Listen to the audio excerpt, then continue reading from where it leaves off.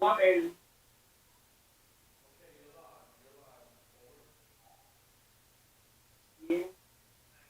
Good evening, ladies and gentlemen, and welcome to the City of Paterson Board of Adjustment regular meeting of January 13, 2022 at 7:30 p.m. via webinar session, virtual meeting. I am your board secretary this evening, Margarita Vega. Chairman Paterson, you may proceed. Can we all stand for pledge of allegiance, please? I pledge allegiance to the flag of the United States of America and to the republic for which it stands, one nation, under God, indivisible, with liberty and justice for all. Thank you. The attendance, please. Before I begin, I'd like to read into the record the notice requirement of the Open Public Meeting Law has been satisfied with respect to this meeting, specifying the date, time, and location included in the annual notice adopted at the reorganization meeting of the board, filed with the clerk of the City of Paterson, posted in City Hall, and mailed to at least 2 newspapers in accordance with the provisions of the law. I will now call the roll. Chairman Paxton? Yes. Thank you. Commissioners, Commissioner Barak. Present. Thank you. Commissioner Furman. Present. Thank you. Commissioner Minauro. Present. Thank you very much. Commissioner Watkins. Present. Commissioner White. Present. Commissioner Arenas. Present. Commissioner Vega is absent. Vice Chairman Rohim Present. and Chairman Paxton. President. We have 8 commissioners in attendance this evening. The agenda, please. Yes, sir, I will. This meeting this evening, January 13th, pursuant to the Open Public Meetings Act, addressing the effect of coronavirus measures on the next public meeting, consistent with the coronavirus-related restrictions of Executive Order Number 107, given on Saturday, March 21st, 2020, by Governor Philip D. Murphy. The Board of Adjustment of the City of Paterson will not conduct in-person participation of the public at all future meetings until further notice. However, public participation will be available by means of communication equipment pursuant to NJSA 10-4-8, commencing on Wednesday, April 23rd, 2020 at 7:30 p.m. Though there may potentially be a practical need for a limited number of administrative, technical, or other city personnel to be present in or near the City Council chambers, 3rd floor City Hall, 155 Mark Street, Paterson, New Jersey, in-person participation of the public is prohibited. Nevertheless, for reasons of compliance with the said Executive Order Number 107, public participation will be available by calling 1-973-321-1579, meeting ID number 711-680-0071, Board of Adjustment regular meeting of Thursday, January 13, 2022 at 7:30 p.m. on the date and time that the meeting is scheduled to commence. The public may also participate in the meeting by accessing the website of the City of Paterson at www.patersonnj.gov. That's www.patersonnj.gov. This meeting is at 7:30 p.m. and the following cases will be heard.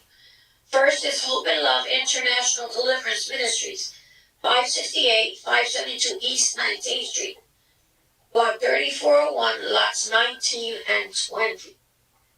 This is for reconsideration for an application that was denied on September 24th, 2020, to convert a 2-story industrial warehouse into a house of worship in a residential zone.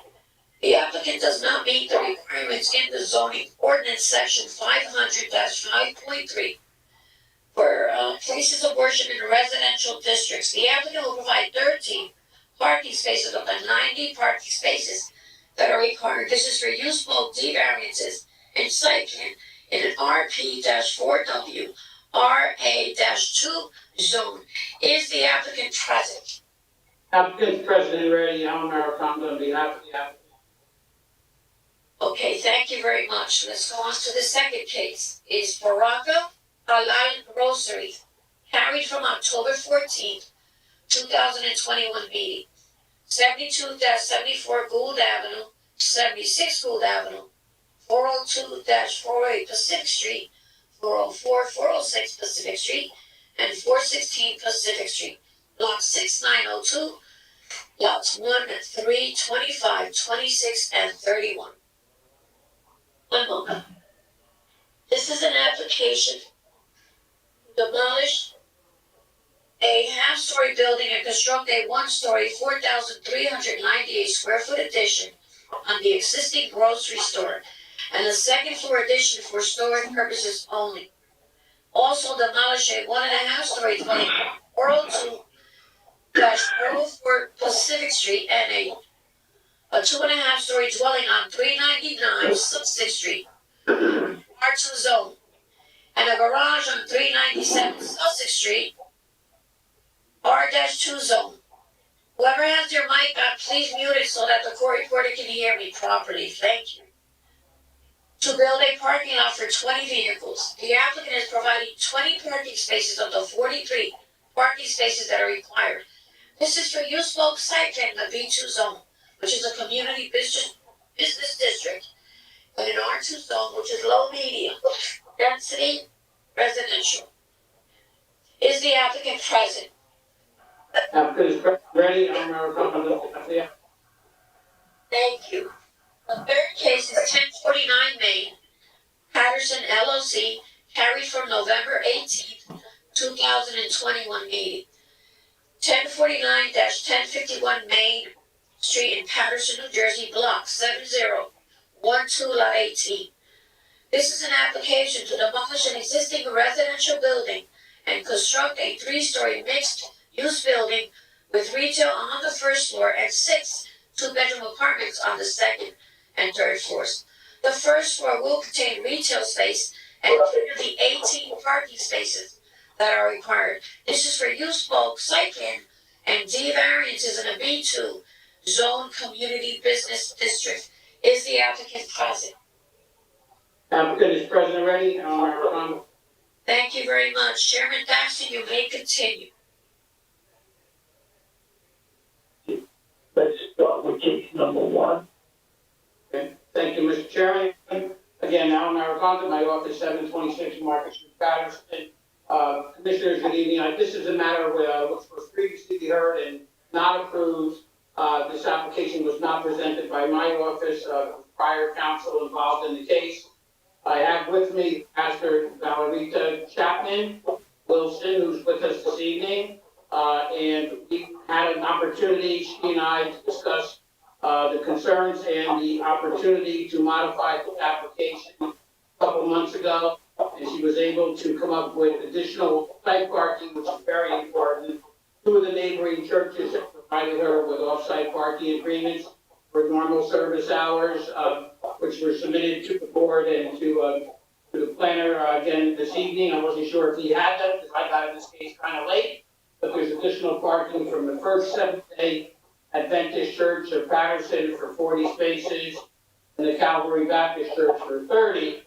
And in addition, Mr. Evans' plan that was submitted as a revised plan is part of the board record this evening as well. Mr. Evans had a conflict which was unavoidable, and I asked the board secretary, if need be, if we could post that plan, depending on whether or your staff and or council thought it was necessary. The only modification other than the parking also was an important one. It's a reduction of the size of the seating in the sanctuary from 204 spaces to 150. So we made sure that we were able to downsize the capacity of the facility in order to lessen the intensity of the use in the area. Obviously, we think this is a beneficial use of the community. We would like the opportunity, pursuant to these leases, to provide your board planner with a plan of those parking areas as soon as possible, assuming the board allows us reconsideration. And we would then be able to hopefully come back to the board with a full review of the modified plan, which has already been presented. So I have Pastor with me. She could confirm those changes with you. I'd like to call her at this time. But before you do that, just so it's so clear, with regard to the plans, we're not going to be able to post the plans or share the screen. So the modifications to the site are reduction in seating capacity. Yes, the sanctuary was reduced from 204 seats to 150. But was that done in terms of structural change or anything like that? No, what he did, it was, I believe it's just an internal rearrangement of the use of the space. Okay. And your substantial modification that you're presenting, so I'm clear, is one, you have parking, right? Right? And the sanctuary reduction.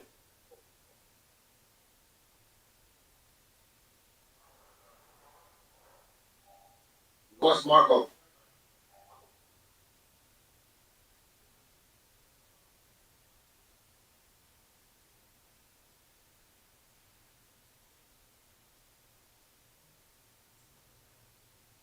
Maggie, see if you can get Marco back. Or IT.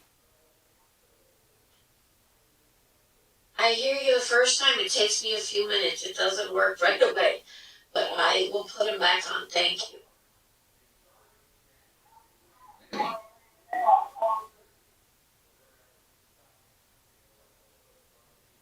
Student Rock is having some network issues.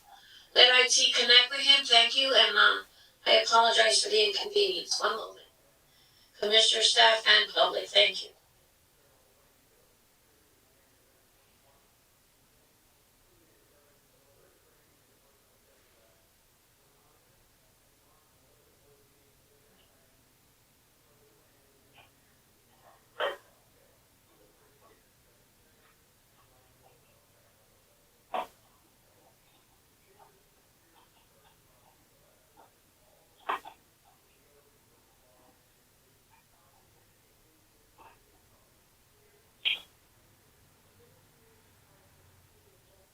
Rest assured, everyone, this happens with a lot of the boards.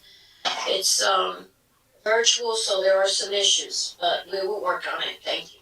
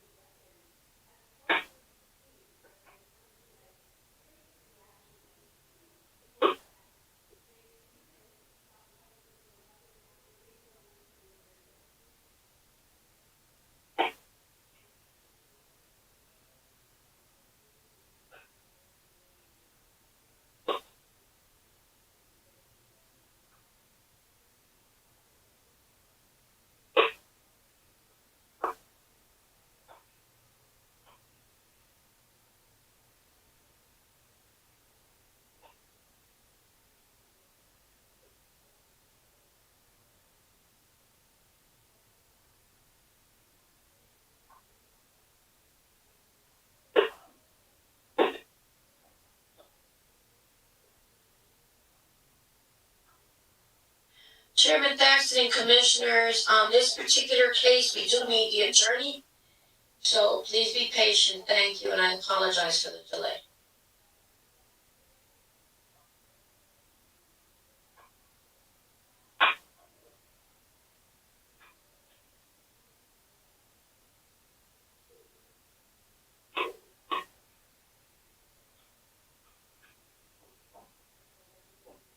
IT staff, if you hear me, can you call me, please? Thank you.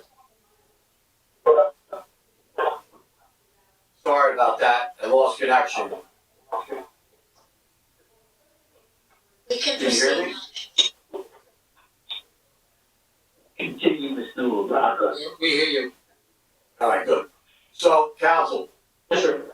so the two substantial modifications are one, the amount of people that will attend and the parking. Correct, that's it. That's it. No changes to the footprint. No changes to the footprint of the building, no. I mean, I think we're okay with laying it out, and Mr. Paparossi's had the opportunity to see the plans. No, I have not. I got them today at 5 o'clock from Maggie. Unfortunately, you know, and I repeat this at every meeting for Mr. Evans to send me those electronically, especially, you know, with COVID and the Zoom meetings. I don't know why he doesn't, but I didn't get a chance to look at it, Mr. LaRocca and Mr. Chairman. So I can only go on Mr. Maraconda's opening statement and about that. I don't know where the parking is. I don't know how far away it is. My original report when it was Yeah, so hold on, let me just stop you for a minute. Where the parking is, how the parking is, that would be flushed out for the next meeting if reconsideration is granted. So for purposes of tonight, in terms of a representation for council, that there is this additional parking, for that purpose, I'm okay with that.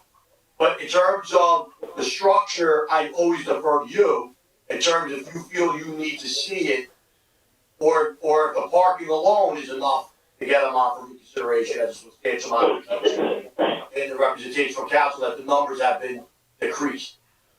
well, the building is an existing building, and it's also in the historic district. So I'm assuming that we're gonna need another letter from the historic commission, because it's a new plan. Well, we only need the letter if reconsideration is granted. That's correct, And I agree with you, Mr. LaRocca, based on, Mr. Maraconda's opening statement, I haven't seen the plan, but based on his opening statement, there is enough for reconsideration.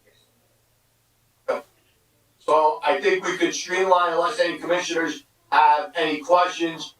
But I think we should put the applicant on the oath. I apologize. And have her confirm what you said under oath. And then we'll see if the commissioners have any questions. And we'll put it to a vote. Sure, thank you. Patrick, should be sworn. Please raise your right hand. You swear affirm testimony you're about to give is the truth, the whole truth, and nothing but the truth? Yeah. Can you please say your full name for the record, please? Valreza Chapman Wilson. Thank you. Thank you. Good evening, Pastor. You have heard the opening statement that I made to the board on behalf of the church tonight? Yes. Okay. And you're in full agreement with my statement?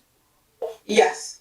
In fact, that's the modifications that we're making. We're reducing the usage of the sanctuary area to 150 persons into the state, correct? Correct. And we were able, through the good graces of two other neighboring churches, First Seventh-day Adventist, to obtain 40 spaces, and through Calvary Baptist another 30. Is that right?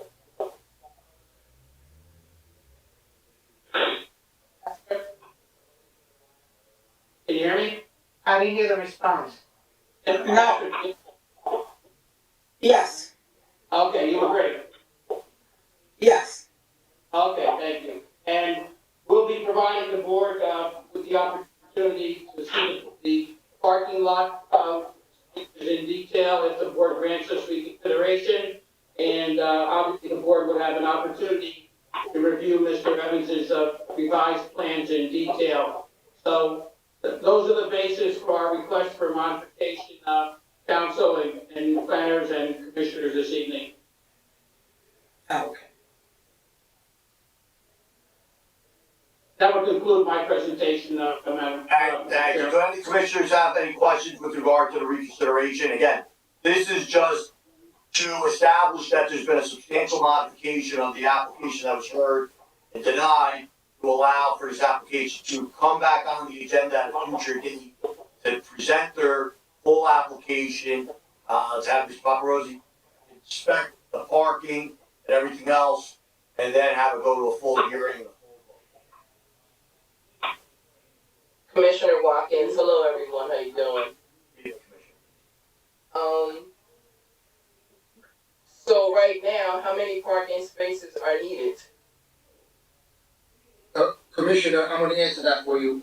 The last, application that I saw, 98 spaces were needed and 12 were proposed. And to this day, again, how many are needed and are they meeting that goal? They're not gonna meet the goal, but they've added more parking towards it and they reduced the capacity and they lessened it. So that'll be a consideration if it's satisfactory at the next hearing, if we determine that the additional 13 spots and the reduction of the requirement. Do you know offhand, Mr. Maricon, how much you reduced the requirement by? How much we reduce sanctuary occupancy? Parking requirement based on sanctuary. Oh, yeah, we're adding 70 spaces to the 12, so we would be up to 82.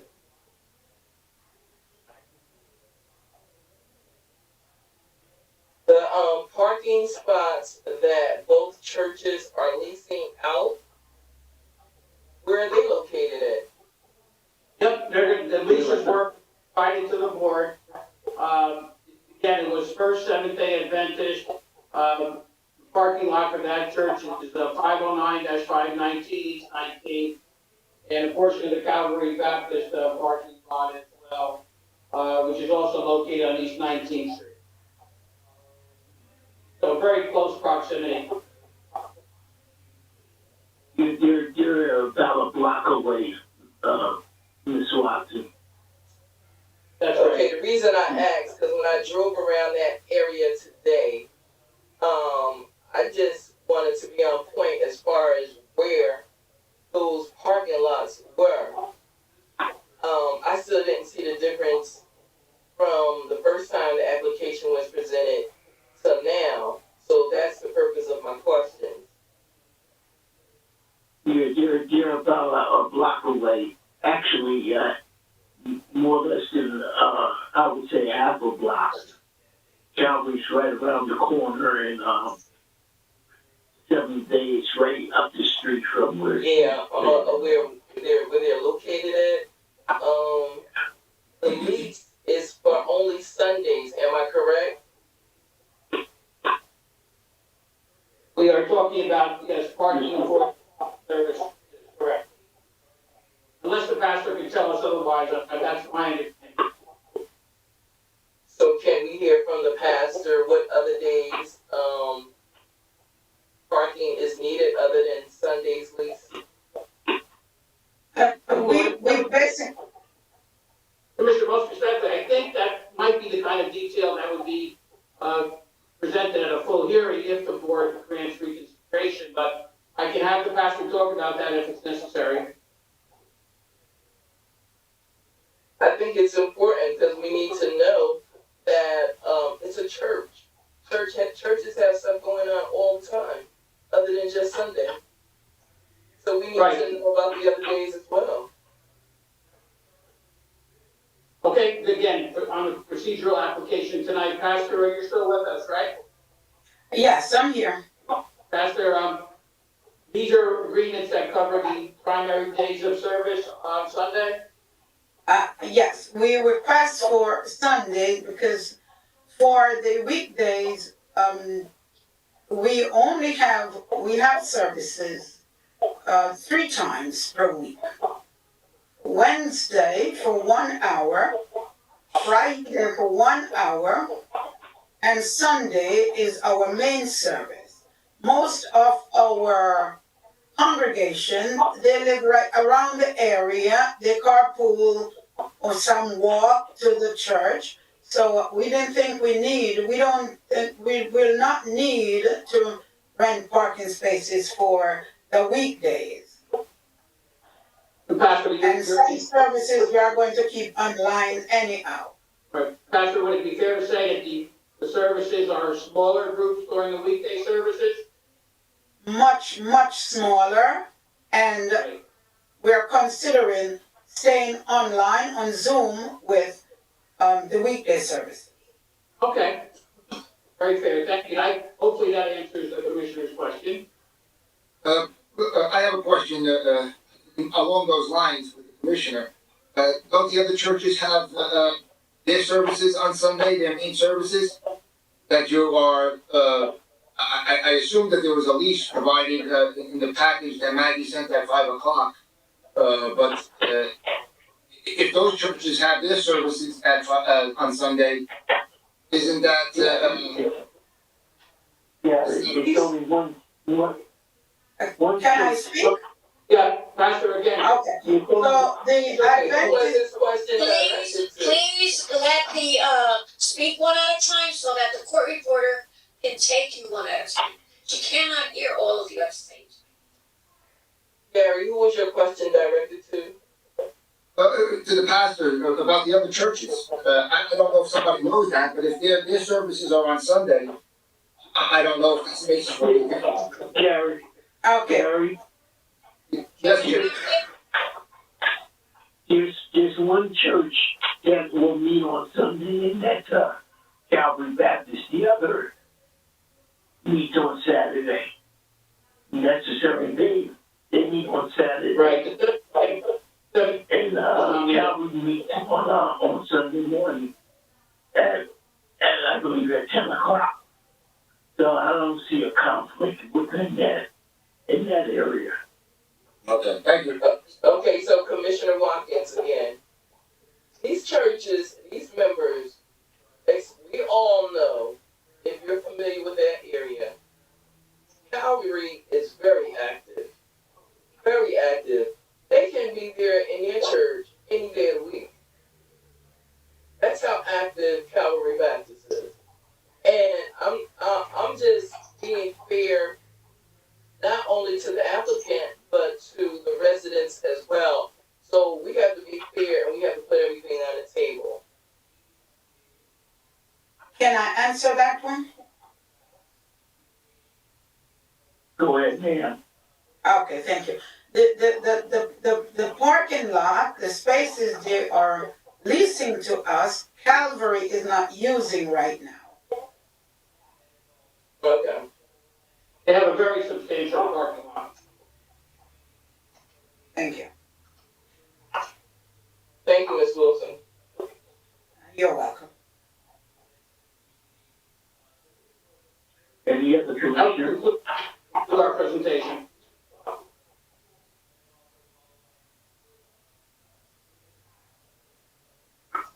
Hi, good evening. This is Commissioner from Maine.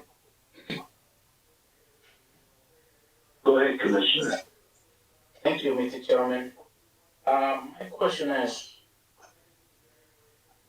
what type of service do you provide on Sunday? Huh? What type of service the church provide on Sunday? A worship service. If everyone, we come in and pray and speak, and that's it. Thank you very much. You're welcome.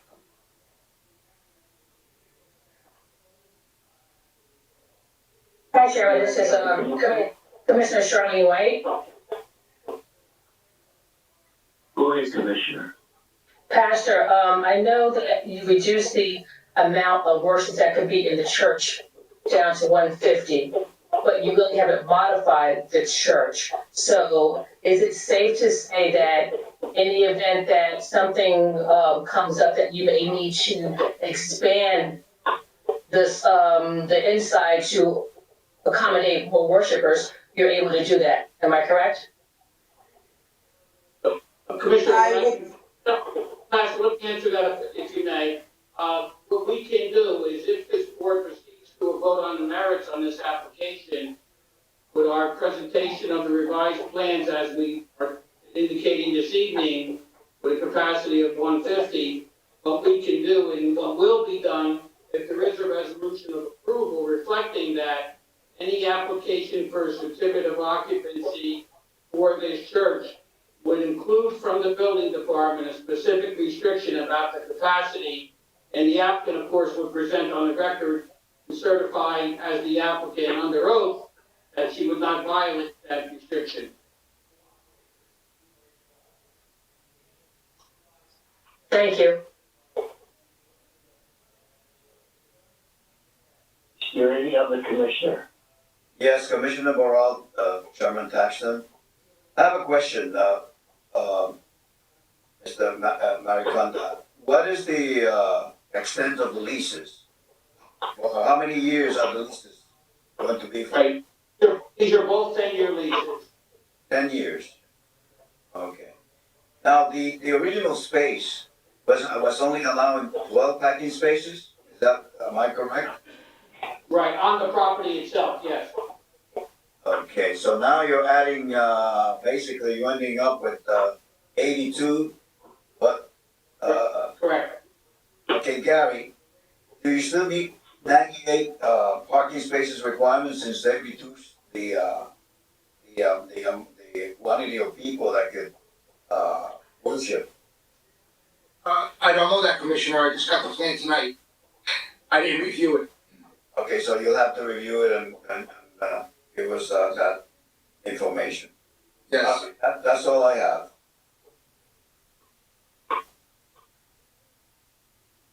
Is there any other commissioner?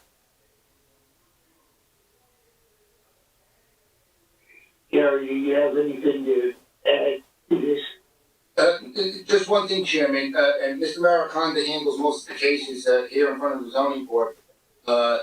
If I get something the day before, I will not have a report, and we will have to carry the meeting. I know I've said it about 30 times, but it's still not sinking in with some of the professionals. So,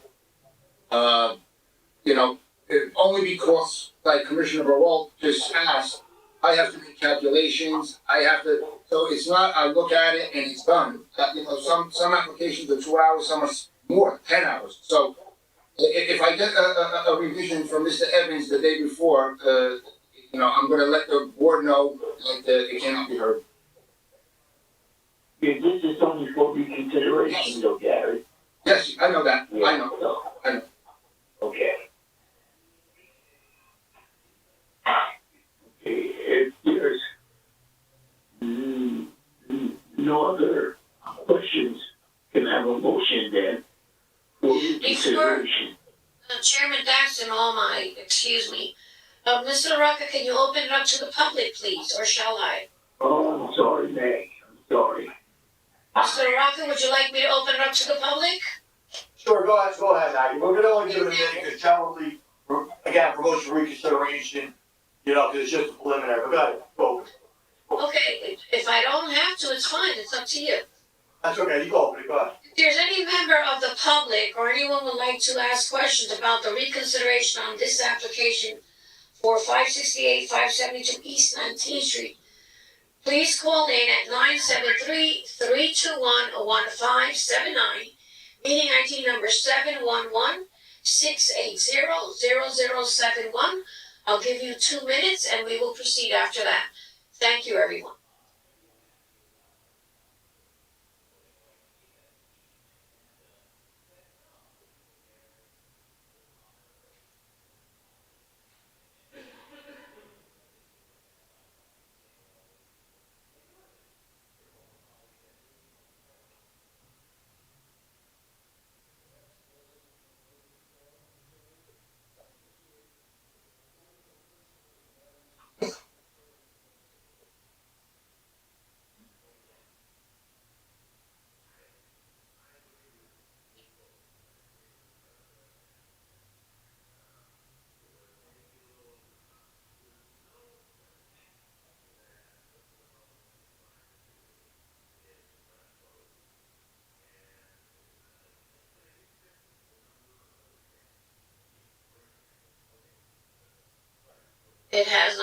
approached the minute yet, but there are no callers at this time.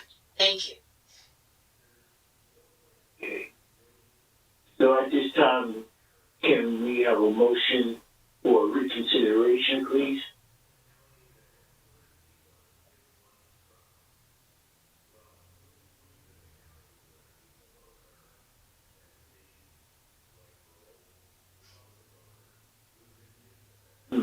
Yeah, I'll make the motion. Thank you, Chairman Paterson. Is there a second motion? Commissioner Furman, Thank you. I like to, I second the motion. The application for reconsideration will be carried to March 24th, 2022 at 7:30 p.m. No further notice, Mr. Hold on. Hey, sir. We have a motion. Chairman Yeah, Paterson. you're right. I apologize for that. That's right. We have a second by Yes, Commissioner first by Furman. Paxton and second by Commissioner Furman. Granted Commissioner Brown. reconsideration.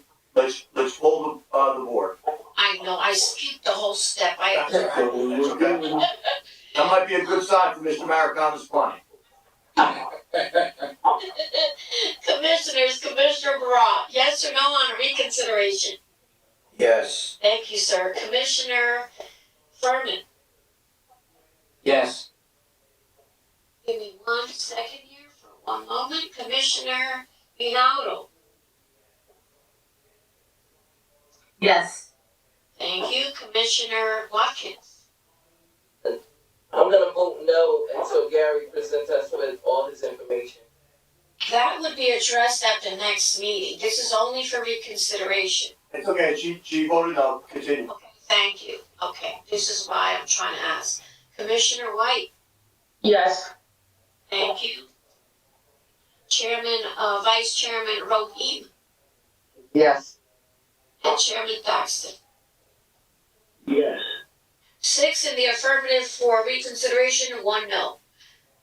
This matter will be carried to March 24th, 2022 at 7:30 p.m. Mr. Naraka. Secretary, you said 24th? Let's just make sure that Mr. Paparosi has any modifications or any potential new plans well in advance of that meeting, and obviously, on those, so we're good. Thank you. Mr. Murakanda, do you expect any additional plans? No, I believe that those will be the plans, but we'll, make sure that if there's anything that amplifies the application, it'll be in quickly for Mr. Evans. Did you say the 24th? March 24, 2022. Okay, thank you. You're welcome. And I will send you, Mr. Arconda, a new list so you could notify. Thank you. Thank you very much.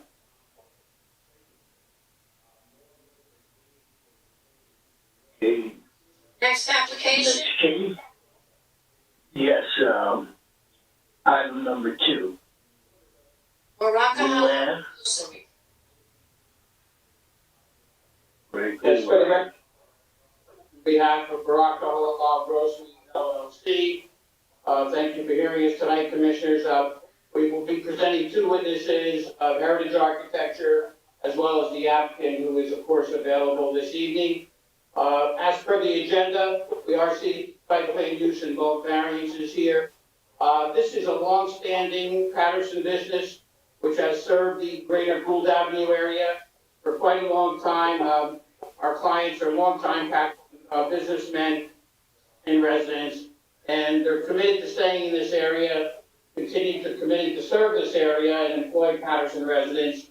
And the object of this project, as I hear from Nasser, is to develop this site, or improve this site, I should say, in a manner that allows the business to function smoother and serve the neighborhood even better.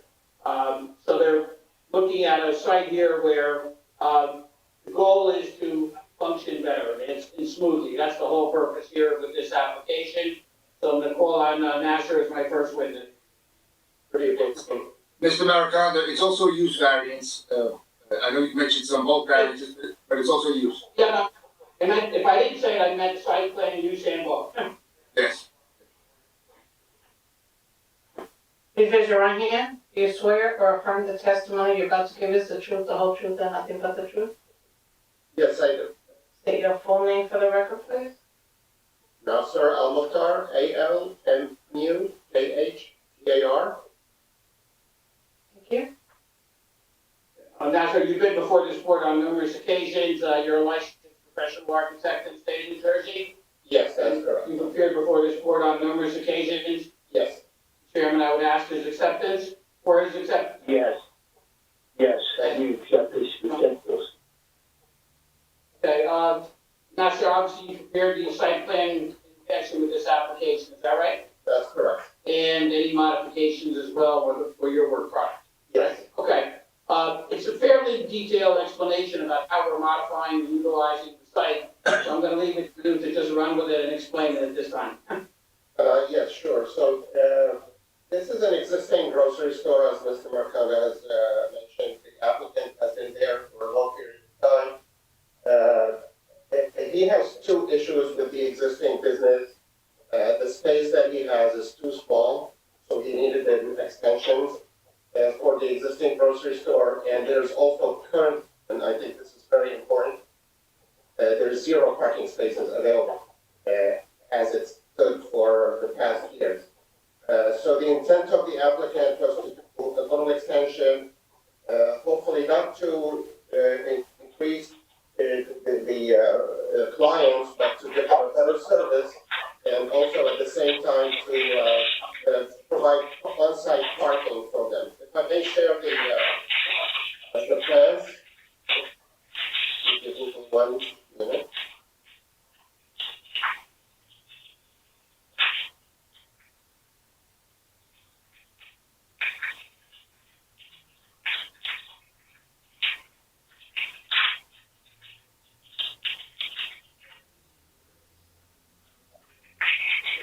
I hear crackling or something, it's interrupting, so please mute your mic.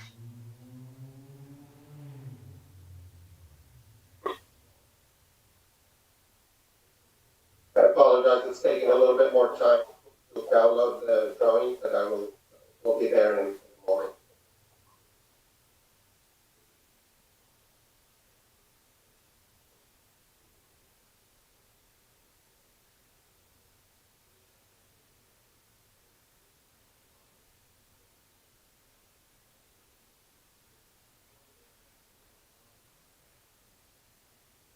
Commissioners, do you see the drawings in front of you at the screen?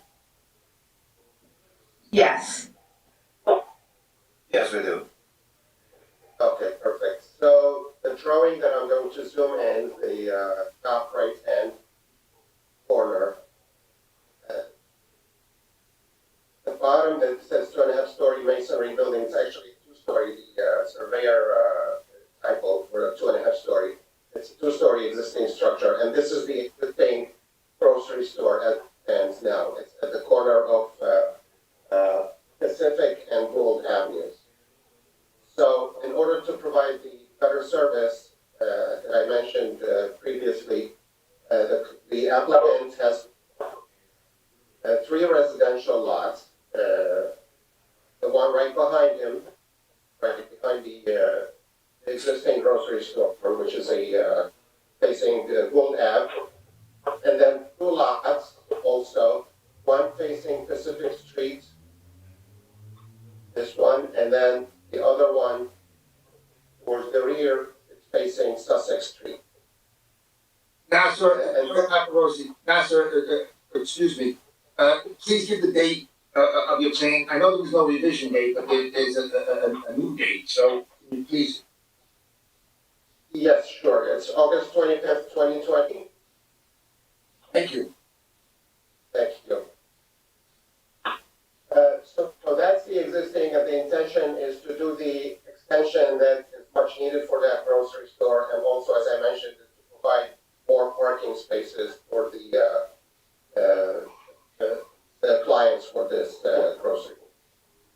And now I'm zooming towards the proposed site plan, which would be the existing grocery store plus a 2-story addition. And also on the left side of the store, there would be one-way entrance off of Pacific Street with a new curb cut and parking for 20 cars exiting on Sussex Street.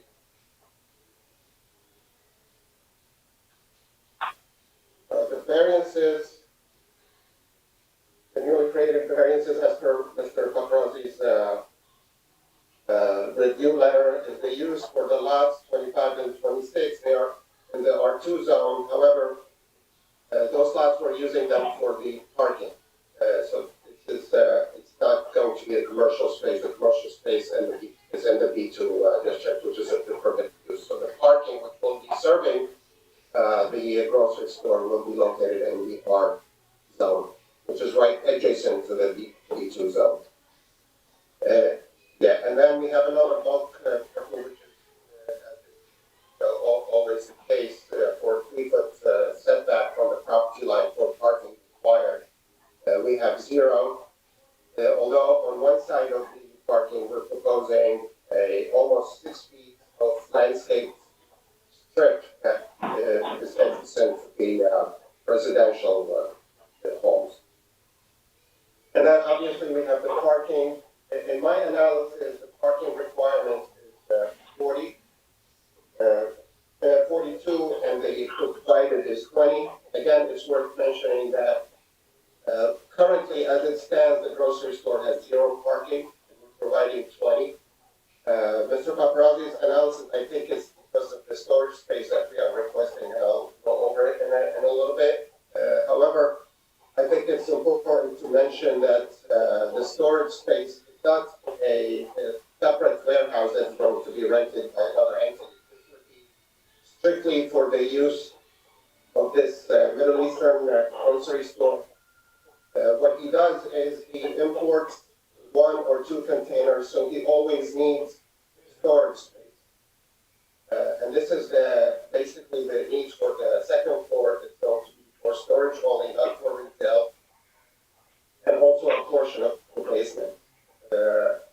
Right now, sometimes he rents storage space outside, and it's a problem because of commuting and trucking and all that. So his storage will be in the same place, so there's no additional employees, or in my view, there's no additional parking required except for the patrons of the grocery store.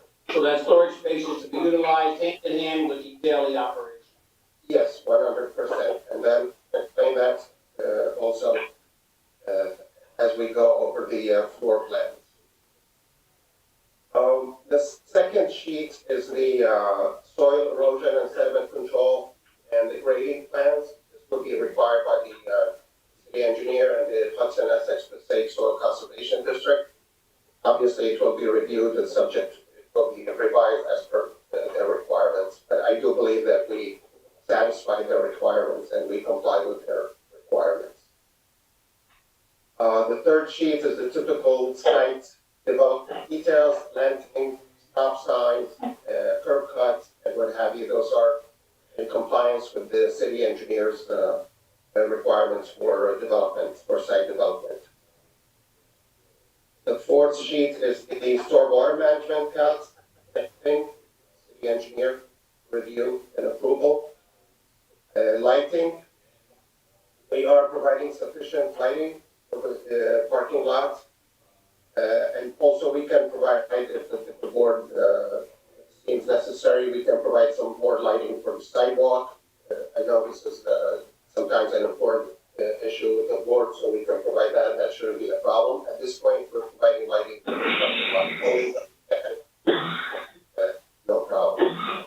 Now coming to the floor plans, I'm going to zoom to the first floor plan. We have the existing and the proposed addition. We are providing the waste and recyclables. This would be enclosed within the building. And there would be a roll-up door, so it's hidden from the view when the carting company comes in. They roll up the door, they take out the containers, they empty them, and they bring them back to the store. There's also a walk-in refrigerator. There's the entrance for deliveries. Also, it has a roll-up door. And also, there's a freight elevator, and this freight elevator, as I mentioned, this is to serve the second floor equipment.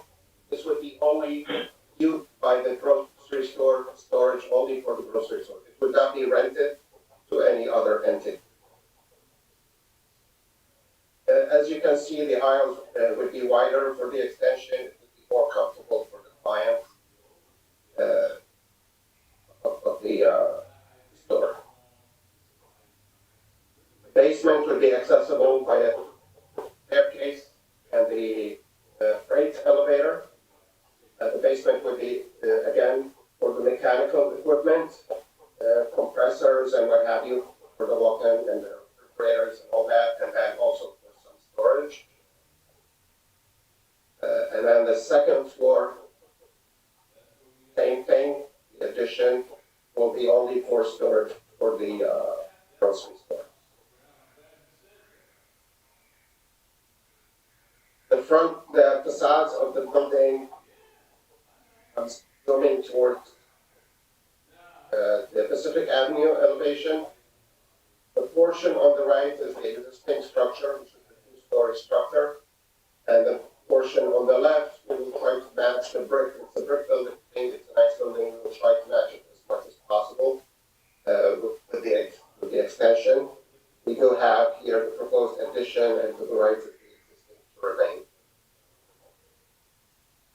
And then this is the rear elevation. And we have this elevation, which is more important. This would be the main entrance. This would be from the proposed parking lot. We have one door for entrance, and the other door would be for exit, and it would be directly serving the parking lot and entrance directly from the parking lot. And then we have the Gould Ave elevation, where we're indicating the two roll-up doors. The door on the right would be for the refuse and recycling, and the door to the left of that would be for deliveries. That would be off of Gould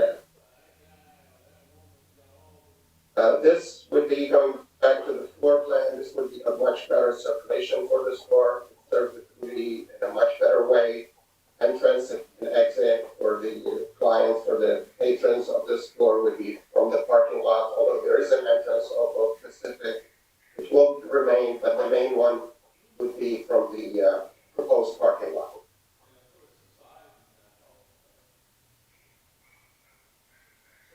Yeah, That essentially describes your site plan then, Master? Yeah. that's correct. Okay, and then again, this is a site with an existing business that we're looking to run more efficiently, essentially. Yes, 100%. And I will defer to Mr. Paparazzi, of course, and the commissioners at this time. Gary.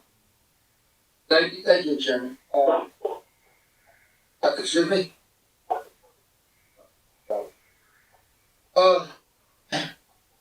Nasser, during my site visit there, obviously the store is very busy. And I had to park a couple blocks away. Because there is zero parking. Now, I know you're adding 20 spaces, but you're tripling the size of the building and storage area. Now, the parking analysis, see, when you look at storage and warehousing, the parking analysis is for warehousing and storage for light and heavy industrial use and recycling centers. It's not storage for a business that is going to be in that every day. It's for those like long-term warehousing and storage. Now, even though I did not include that in parking, I use that even though that is not the case here. Now, you need, for the retail, you need 44, and then it says, under that code, it says 1 space for each employee on a maximum shift, plus 1 space per vehicle. So, at 44 for the retail, I put down 10 extra, and it should be more, but I put down 10. So, the parking analysis is 54 spaces required and 20 proposed. So, Okay, we accept that. yeah, so, listen, I understand what the homeowner, I mean, the business owner wants to do, but, anyone who went to the site is gonna have a problem, you know, the 20 cars, it may or may not be enough, you know? The storage area that you're talking about is gonna be storage to fill the shelves, that's probably every day, and even during the day.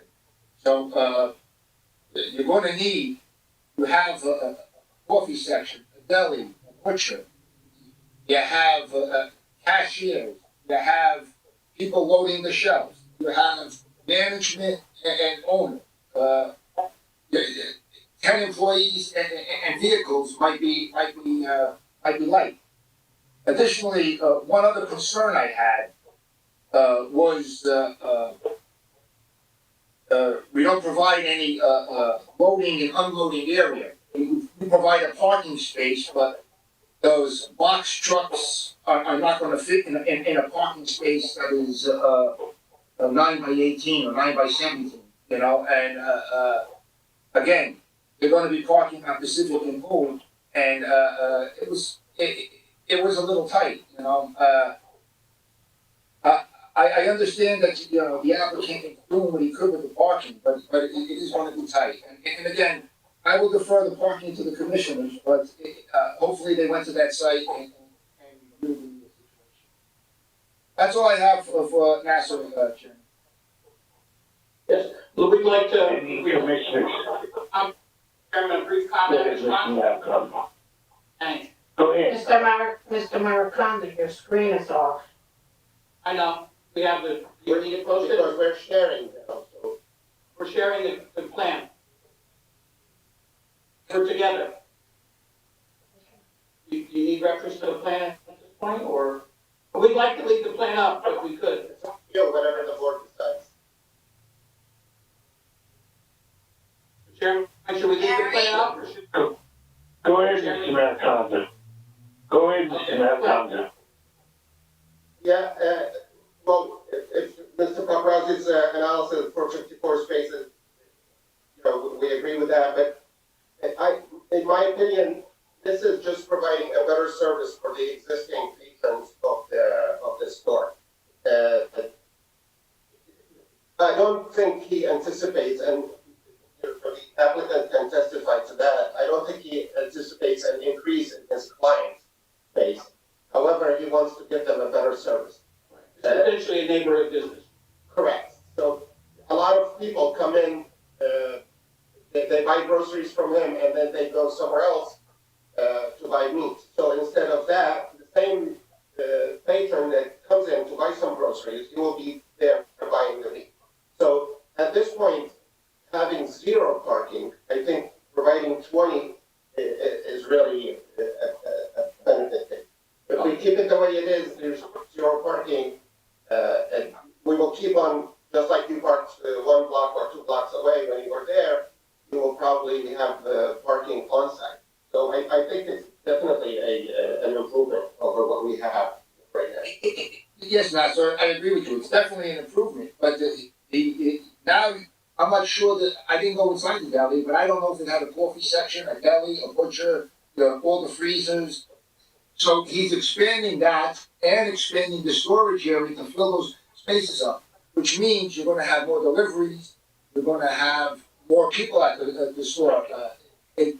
Before it was just the building that was in the front, and it was 1/3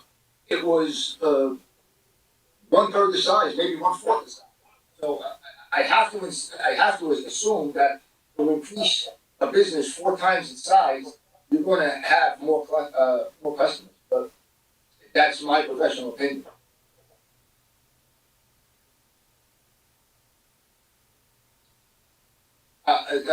Chairman, I would go to the commissioners and see if anybody has a question for Nassau.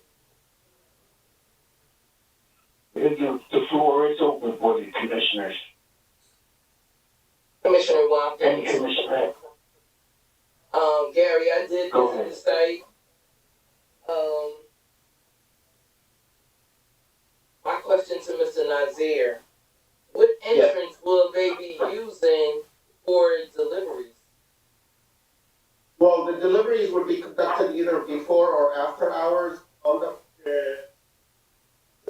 there are some deliveries that come in on a box truck. It would be utilizing the parking lots, and other deliveries with a small cargo van, it would probably be before hours or after hours utilizing maybe Google App. Which street will they be using? Coming in from Pacific going into the parking lot.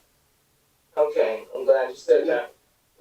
Right. When I visited that site today, Pacific Street is a one-way street for commissioners that have not visited that site. It's a small one-way street. And when I approached the area, before I approached the area, I literally had to double park before I could go down that street because it looks as though you have valet parking. Mr. Nazir, you have valet parking there? I'm sorry, currently? Yes. I'm not sure currently what the situation is, but Yeah, it was a sign out there for valet parking. What happened on that one-way street, whoever was doing the parking literally had cars facing the opposite direction of that one-way street. So that meant that traffic coming in on a one-way street backed up just a little bit. Then as you come off of Pacific Street and you make the left on Gold Avenue, I saw your entrance into that parking lot. I went back around the block and I came back around and then I went up Sussex Street. I sat on Sussex Street. I sat right there, I guess where that's going to be your exit or your entrance to something. While I sat there, a huge UPS truck came up. So as that UPS truck sat there, I sat there, cars was coming, and you know what? Nobody could get past. And you haven't even started the business yet.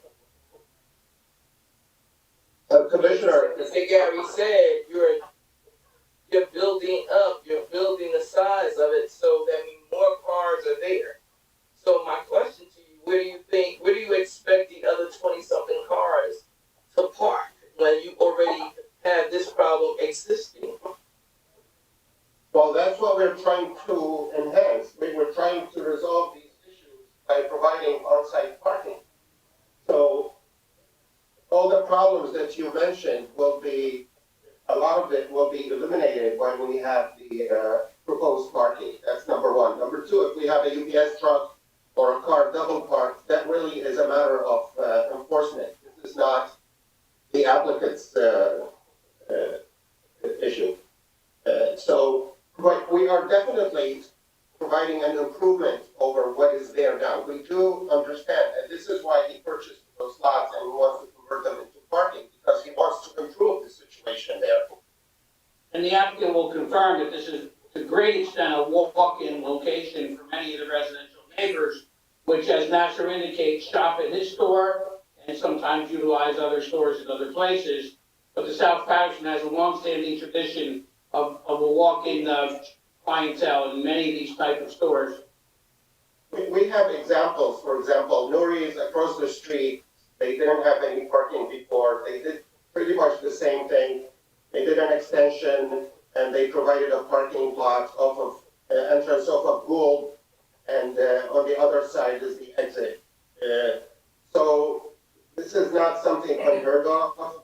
Pacific is a one-way street, and I did the building right next to it, 1010 Main Street. So when you enter now, there is a problem. A lot of times when I go to the store, I have a problem finding parking. But this is what I'm saying. We don't expect a lot of additional clients, because the ones who go to the South, they will keep going to the South. The ones who go to Nori's, they will keep going to Nori's. And the ones who go to this one, Baraka, they will keep going to Baraka, except giving them a better service and giving them parking where they don't have any parking at this point. So I think, in my view, in my professional opinion, the win-win situation. So I understand, when you went there now there are problems, and this is what we're trying to resolve and overcome.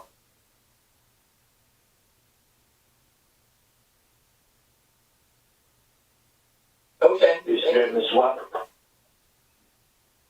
Any other commissioner?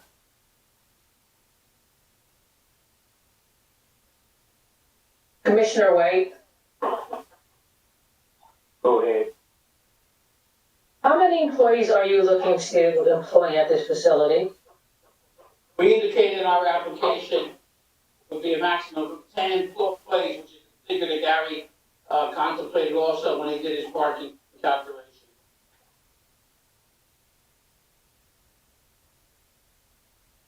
Okay. Commissioner Minaro, Go ahead. thank you. How can you ensure that the deliveries are gonna be done either before hours or after hours? The applicant has to confirm that on the record, of course, which he'd be more than willing to do so. And that's a business practice that this type of business operation is very familiar with doing because it's an essential to being able to serve his customers, properly during regular hours. And most of the deliveries to these type of groceries and this type of business is standard practice. So it has to be, it can be a condition in the motion if you wish to. Thank you. Is it because he's sharing the screen? Commissioner Furman. Maybe it's because he's sharing the screen. Go ahead, Commissioner. Thank you, Mr. Chairman. So at the present time, we have zero parking. That's correct? Yes. Yes. Okay, That's not true. thank you. Excuse me, but this is Commissioner Watkins. Did have a parking lot there. No, these are the lots that will be organized. He demolished the structures that are there, and he's providing temporary parking because he was waiting for this hearing. And it's very unorganized currently, and it will be paved, it will be more organized, and the circulation will be indicated with signage and striping and all these things. But now he cannot develop it. He just did the demolition so that he can provide a temporary situation, kind of a temporary solution for the parking. But if approved this evening, this lot will be developed and it will be much more organized. Like I said, the lights, some landscaping, some exit signs, directional signs so that nobody goes to the wrong side. This is what the intention is for this application. So, yeah, before the demolition, the residential structures occupied that space, right, Ashley? Yes. Yeah.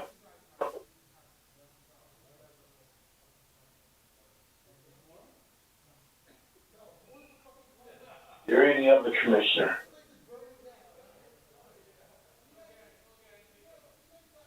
Okay, Mr. Maricondo. Call. Witness, please. You gotta go to public, Oh. Keep on forgetting. Mr. Larocca, could you open it to the public, please? Yes.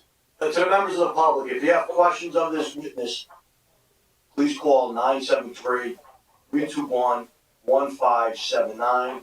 That's your meeting ID number 711-680-0071. Let's give it a moment.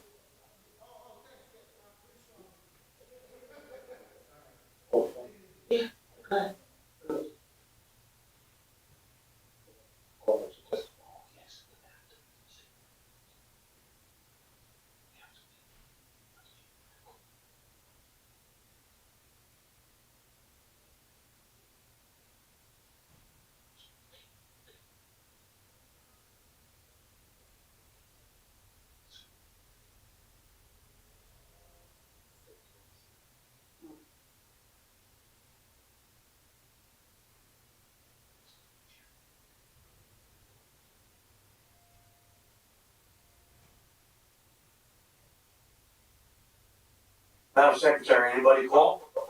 was just getting on. We have no quotas at this time, commissioners and Chairman Thaxton. Thank you. Okay, Mr. Condon, go to the next witness, please. We will call the applicant, Fadi, you can, be sworn in. Should I stop the sharing? Yes, sir. Should we stop the share, Mr. Chairman, so we can see him? Yes, please. No, I'm coming. He come, right? Parents, be done. So Fadi, are you with us? Yes, I'm here. Okay. Where are you? Can you please raise your right hand? Do you swear or affirm testimony you're about to give is the truth, the whole truth, and nothing but the truth? Yes, I do. State your full name for the record, please. Mohammed Nasser. Mr. Nass, you are the principal owner of Barack Law Grocery LLC, is that right? Yes, And how long have you owned this business at this location? about 25 years. Right. So it's fair to say this is a family operation, is that right? Yes, my father started it. He passed away. Sorry, we lost you for a second. Yes, it's a family business. My father started it. He passed away, and we're continuing. And this is my son right here next to me. Okay, great. And we would look, again, was part of this proposal, you've heard Nasser's testimony about how you want to operate with the new addition and additional parking. Do you agree with all the testimony that Nasser has offered on your behalf? Yes, You do? Okay. And you might, again, we talked about capping the employees, you mentioned, as 10 employees max, is that correct? that should be the max, maybe less. Right now, I only have, it's a family. My family, my son, my daughter works, my wife, and I got right now about three guys. That's it. Yes, hello. Okay, right now it's about 5 It's of a you. family, like we said. My son, my daughter, and my wife. We work in it, and I have 2 more guys, and that's about it. Okay. Obviously, you feel that, in terms of managing the proposed new expansion, you would be yourselves, as you've discussed, and you would be prepared if necessary to hire an additional employee or 2 if needed? Yes, If needed. Okay. Again, you agree with all the testimony you heard. We talked about all deliveries taking place before opening and now after closing, is that correct? that's fine. That's why I'm gonna have storage. This way, I would have enough storage to make less trucking coming in and out. Right, so the number of delivery trips would be lessened because you're gonna have the flexibility of the additional storage. Exactly, yes, sir. Right. And do many of your customers come from the immediate area? Most of them are from the neighborhood behind me. And they, Yes, yeah, I have a lot of walking customers. A lot of, exactly, from the local area. Okay, all right.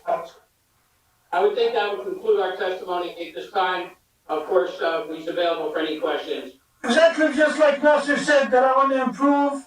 It's kind of tight inside. I want to make more space for the people. Right, understood. So now the board may have questions for you, so stand by. All right. Gary.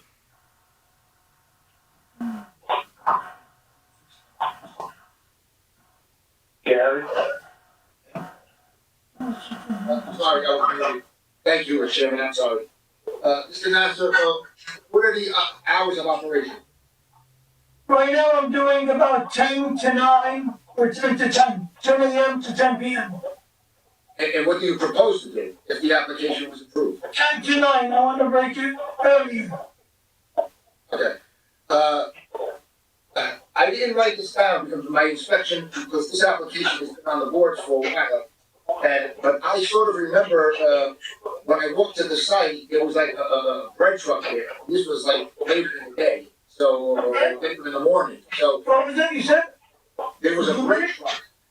All right. So it was, it was you were already open, and you were getting delivery.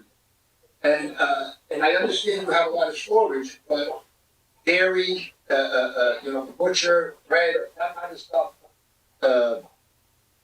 has expiration dates, so you're gonna need a lot of daily visits. Quite frankly, you should have an unloading zone in the parking lot because Pacific was terrible. It was almost blocked, Pacific, and I don't know if that's common, but maybe the commissioners may know that, but I would strongly suggest that if the application were to be approved, that that NASA make some sort of arrangements for box trucks. Box trucks can't fit in the spots that he has proposed for cars. But it was busy, sir. And Can I explain? Yeah, my store is right in front of the park. There's a small park. Okay, plus I am on Pacific. Pacific is a one-way, correct? Gould is a wider street. Gould Street is a good street. It's wide, much more than Pacific. Plus, there's trucks that park on Main Street, the same trucks. They deliver where they are. They bring in to me, to the old other stores around us on the same time.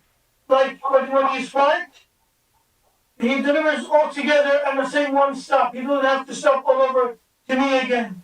If you come during the day, they might deliver to me, to the restaurant, to the other stores around me on the same exact time. So it makes it easier. Plus, because where I am on like 4 streets. It's more accessible. And there's meter parking in front of the store and around the park itself. But now, so that's why I think you should have a loading spot on site because you are getting deliveries before during work hours. It's not all before work and after work. You're not going to get deliveries after 10, and you may get some before 10. But when I was there, deliveries during work hours. If you look on Gould Avenue, I'm sorry, go ahead. You have to wait until the planner finishes the question, okay? All right. So if these trucks are parking on Main Street, that's still, I understand what they're doing, but technically, all of those stores are supposed to have spots for your deliveries. So they're parking on Main Street and they shouldn't be. The application is to assume, try to assume everything onto your lot and not on the public street. That's why the problem is there, you know? But and I did park on Gould Avenue when I came to your site, and it was like I said, 2 blocks down on Gould Avenue. So like Gould Avenue was a little wider, there was still no parking. But we definitely would agree with the unloading zone concept, Nasser, that's correct? Yes, we can provide that. Okay, I think that would help, Mr. Mariconda, because it's a very tough, small little corner. But hopefully, well, we'll see how it goes with the commissioners, and then we'll go from there. Right. That's all I have from Mr. Chairman. I will certainly, again, advise the applicant that he must abide by those conditions. I agree with you that he can't control sometimes where the delivery trucks would park, but of course, what he can control is the ones that are coming to his business and have the intention of parking on his site, utilize the unloading zone that you just described, that we would be glad to add to our plan, and he will accept those conditions. That's all I have, Mr. Chairman. Any questions from the commissioners? Commissioner Barral. Mr. Nasser, would you have at the busiest time of the business, would you have an idea, in your mind, of approximate count of how many people would you have in the store at the same time?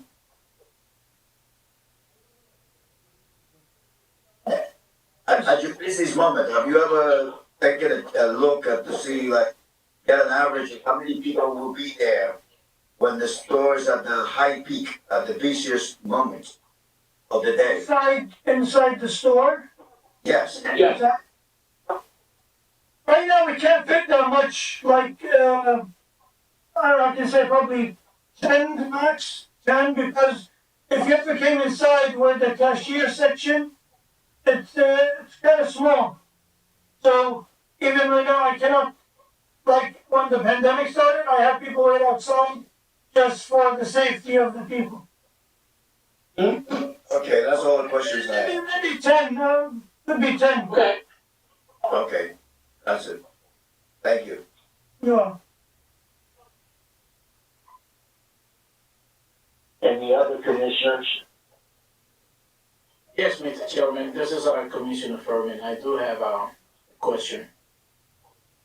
Go ahead, Commissioner. Thank you, Mr. Chairman. Mr. Nasser, are you a Paterson resident?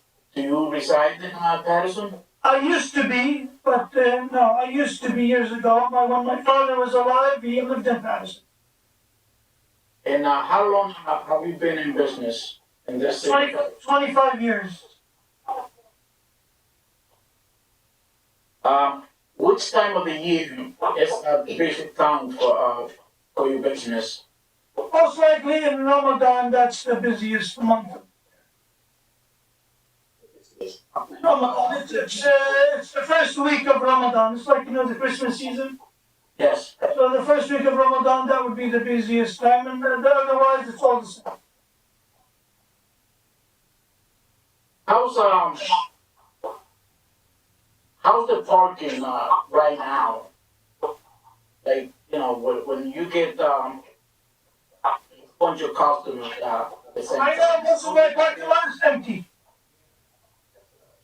With the existing what I have with the customers, it's empty. Actually, I'm letting the neighbors use it because I'm not using it. If you can check with even all the neighbors around me, I give them permission to use it because I don't have enough customers to cover for it. Whatever, the lot the houses that I knock down, Going forward. I have a big space that I'm not using as much.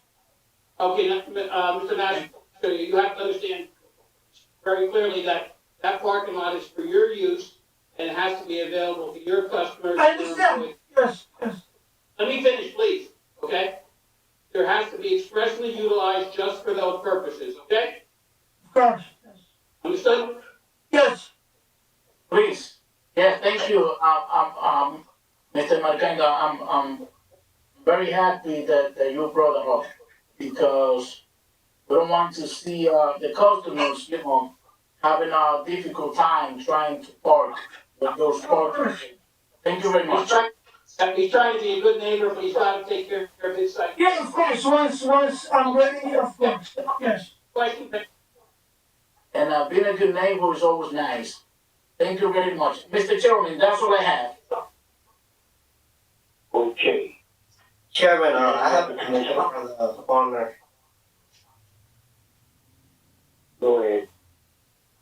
Mr. Nasser, how many deliveries do you get a day, usually?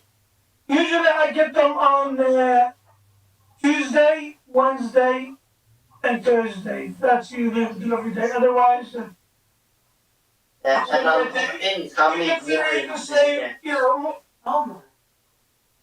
I'm sorry. On those days, how many deliveries do you usually get? 1 or 2. Are they all delivered with a box truck or? They come like 20-foot truck, box truck. Yes. Some of them minivan. Sometimes I get minivans. The small orders, the bread guy, he comes in a van, in a cargo van. Okay, thank you.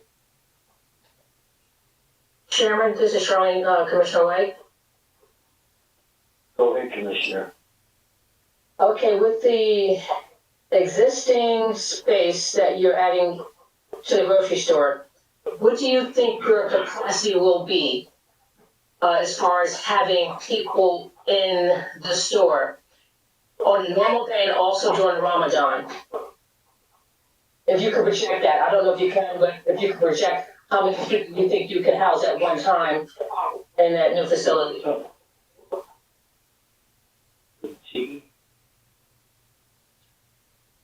Most likely, the customers aren't gonna be the same customers. Actually, those are ones that are, encouraging me to give them more space. So how many customers am I gonna have? Maybe the same. I'm not sure if it's gonna, how much more is it gonna add or not, but usually my customers are the same customers. But with the additional space, I think the commissioner's question is, you would have the capacity, the ability to have more people in the store. But that's fair to say, is that correct? Yes. Okay. Okay. So, Commissioner Watkins, I'm gonna ask this question again. Where are the deliveries dropped off at? You say you have deliveries 2 or 3 times a week. Where are they dropped off at? Are they on Main Street, Pacific Street, Sussex Street, or Galt Avenue? At the present time, Commissioner, or with the new? Presently for 25 years. Right, okay. But go ahead now. For me? If Yes. it's in Gould, most likely Gould, because Gould is a wider street, so they park on Gould next to the building. Because the building is on Gould and Pacific. Pacific. That's what, Yeah, that's what the procedure is now. yeah, Gould is more comfortable for the trucks. Right. Okay, because earlier you mentioned some deliveries come on Main Street. Yeah, So is it on Galt Avenue? That opening will be open once you finish your new project? the opening the door that I. On Galt Avenue, that entrance will still be open? Yes. Yes, there's a door, like Nasser said, there's a gate door for entering the deliveries. Beside the customer's entrance on the back on Gould, there's gonna be a gate for entering. We can use that side. It's about gonna be like maybe 60 feet wide. That is a loading area for the business itself. Because let's be clear, you already know on Main Street, when trucks come on Main Street to make any kind of deliveries, the traffic is already backed up. Yeah. That's the only thing if they're delivering to 2 locations at the same time. If they're coming only for me, they park on Gould.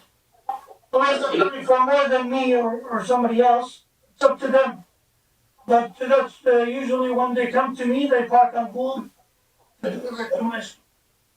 Right, we're going to provide the unloading pipe for deliveries now, as per the condition that Gary and Nasser talked about. We will provide on-site loading, unloading.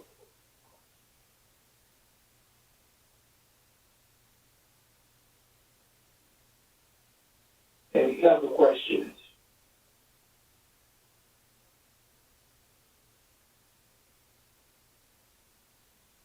Mr. Rocker, could you open it up to the public, please?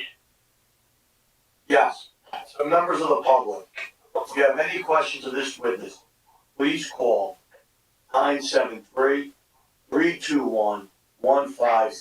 and enter meeting ID number 711-680-0071. Once again, 973-321-1579, meeting ID number 711-680-0071. Let's give it a moment to see if anybody calls.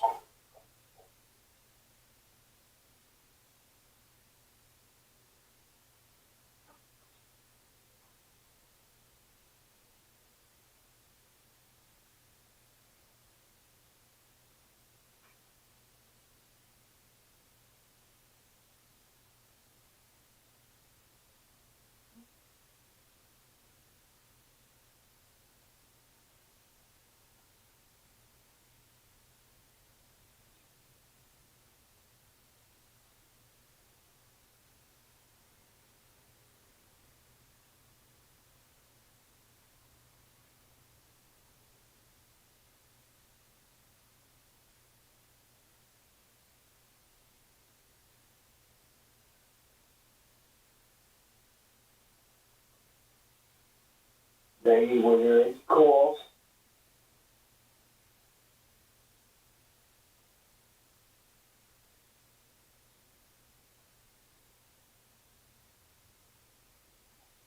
Were there any calls, Mr. Uraka?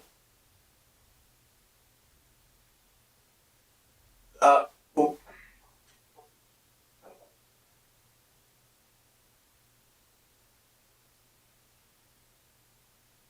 Maggie's muted, or she was muted. she's checking right now. She's called. I don't know if she's muted or she was having some technical difficulty. Can you hear me now? Anybody? We hear you. Yes. Oh, great. Thank you, Marco. I lost everybody. There are no callers at this time. You may continue.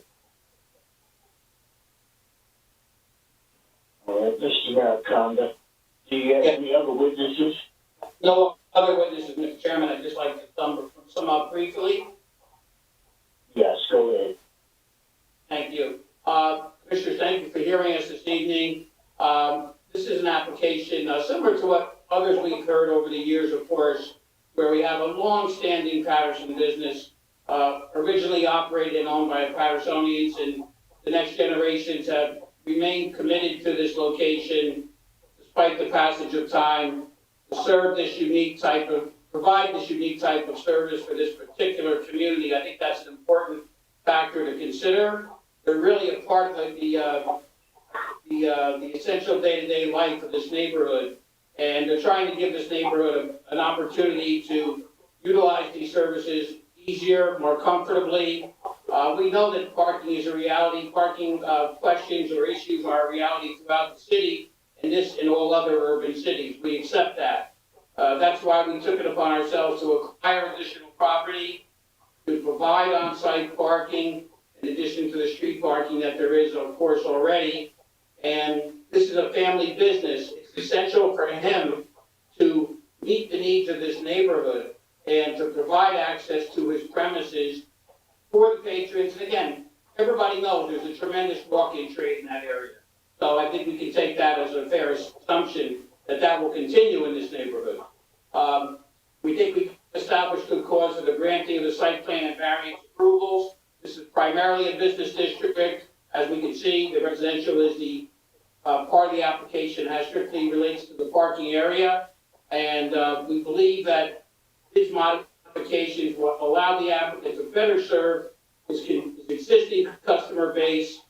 It's going to be a place that will probably establish a better quality for not just the owner, but for all his customers.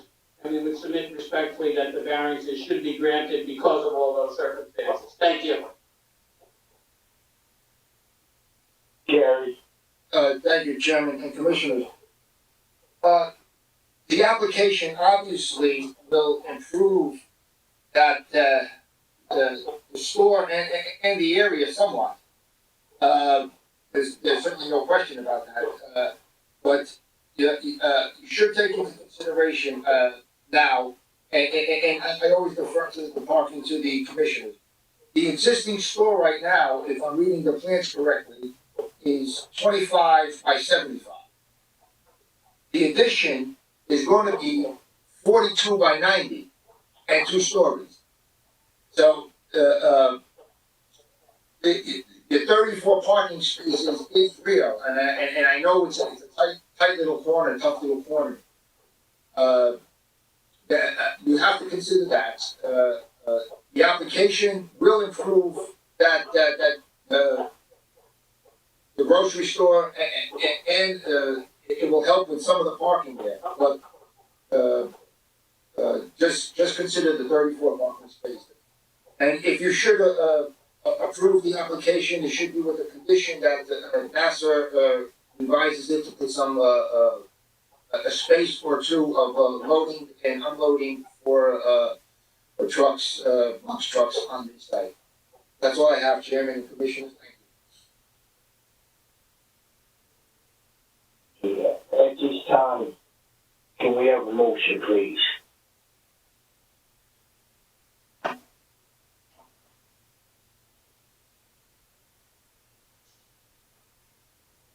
first motion? Yeah.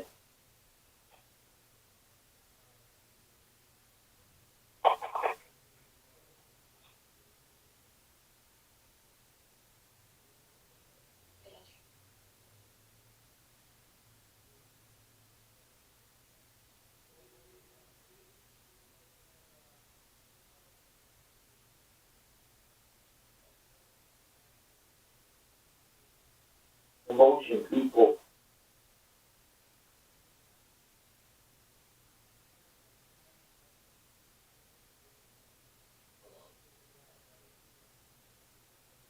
Chairman Thaxton, how should I proceed with this, or Mr. Naraka? Give it a moment. Thank you.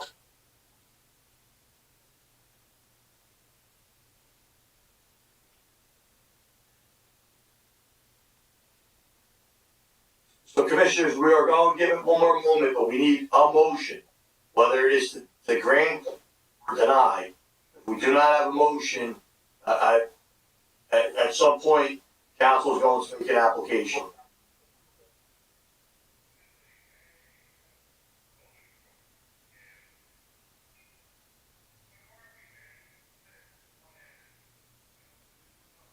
Commissioner Barol, if you're speaking, you're muted. Commissioner Baralt, I motion to approve the project because I know the area. I know most of the clients that this store has are walking by customers, and for years, they had no parking in that area. And I do believe that the additional spaces that they're providing is mostly for storage, to have more storage, and they have more flexibility for delivery. So because of that, and because I know the area, and I know that most clients over there are walking customers, very hardly anybody drives around the area to go to that store. Because of that, I motion to approve it. Do we have a second? Yes, Vice Chair Rahim, make a second. First motion is, Would that be with the condition, Commissioner Barol, on the, being revised to show, With the condition that the planner has applies, Mr. Nasser, revised and, the parking and the spaces. Thank you. thank you very much as well. So first motion is Commissioner Barat, and second, Voting. thank you. Commissioners, your vote is, Commissioner, one moment.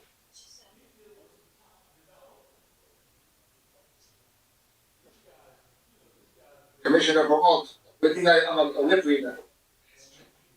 And yes, Commissioners, Commissioner Barat, yes, Commissioner Furman, Madam Secretary, before I issue my vote, for the record, can I please, make a comment? absolutely, sir.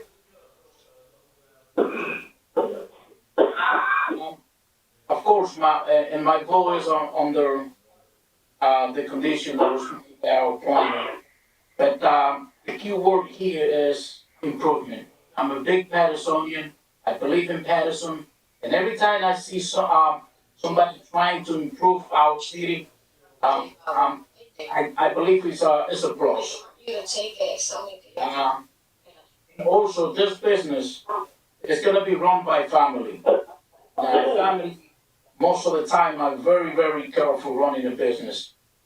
Therefore, my vote is yes. Thank you, Commissioner Furman, I appreciate that. Next vote is Commissioner Minato. No, Maggie. Okay, thank you very much. Commissioner Watkins.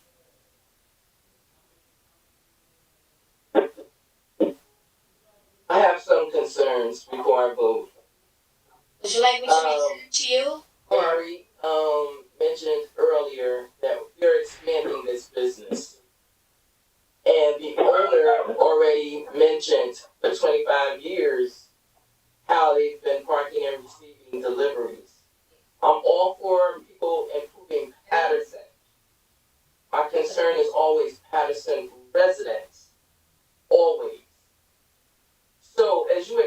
ran this business, I'm concerned at that I sat there at 1 o'clock today to 1:30 between the three streets. Pacific Street was a problem. Sussex Street was a problem. So my concern is those two streets will be backed up. And because of that, and I'm concerned about the residents, because I'm a Patersonian, and so are they, and so are you. Time and time again, the people will say what they will do. Again, I'm concerned. So with that being said, again, it's the parking. Unfortunately, some applications will be denied because of the parking. And if you can improve the parking and make it just as good as the rest of the project, fine. But right now, you're short. Is it 20-something or 30-something parking spaces, Gary? 34, Commissioner. We're short that many parking spaces, so my vote is no. Your vote is no. Commissioner Yes. Watkins, Commissioner White?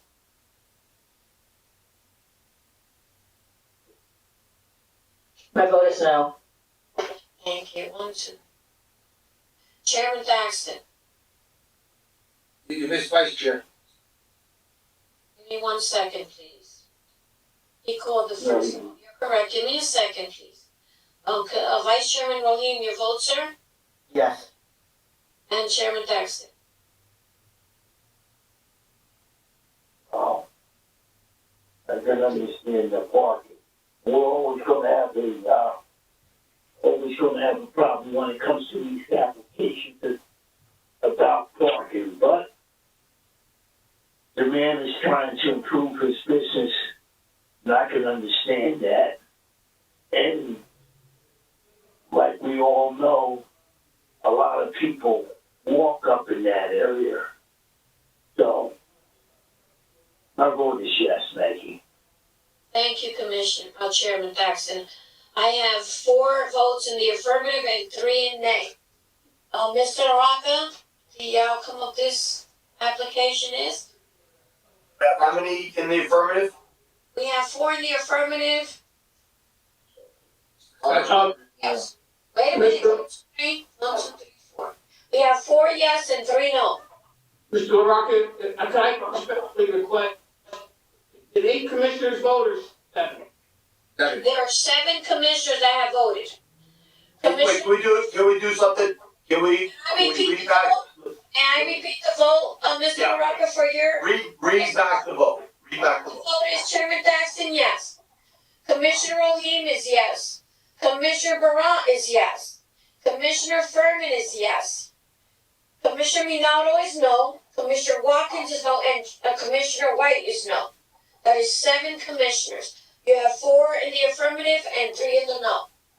5 votes, Mr. Maricon, that's a denial.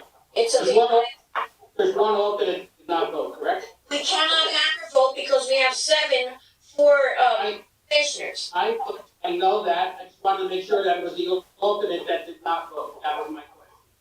Absolutely, yes, she did not vote. That was my question, that's all, thank you very much.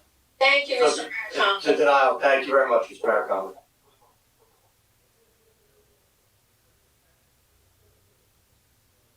I just wanted to clarify that, I appreciate that, thank you.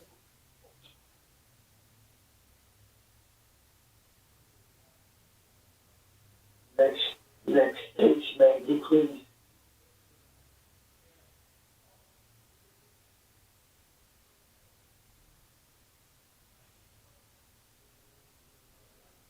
Mr. Maricon, is that your case? 1049-1051 Main Street, Paterson, on behalf of the applicant, Alan Mariconda. The applicant is 1049-1051 Main Paterson LLC. I'm sorry, is someone commenting? I'm not I sure. was Am I asking the okay? chairman to give me a 2-minute break so that, Ms. Melinda can have a minute, please. Sure. Sure.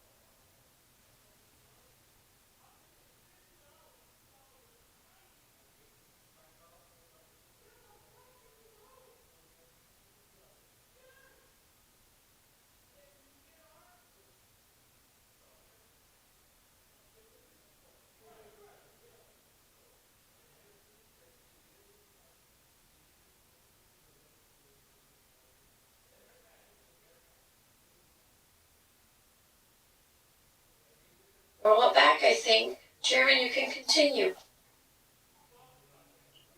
Okay, Mr. Maracabra.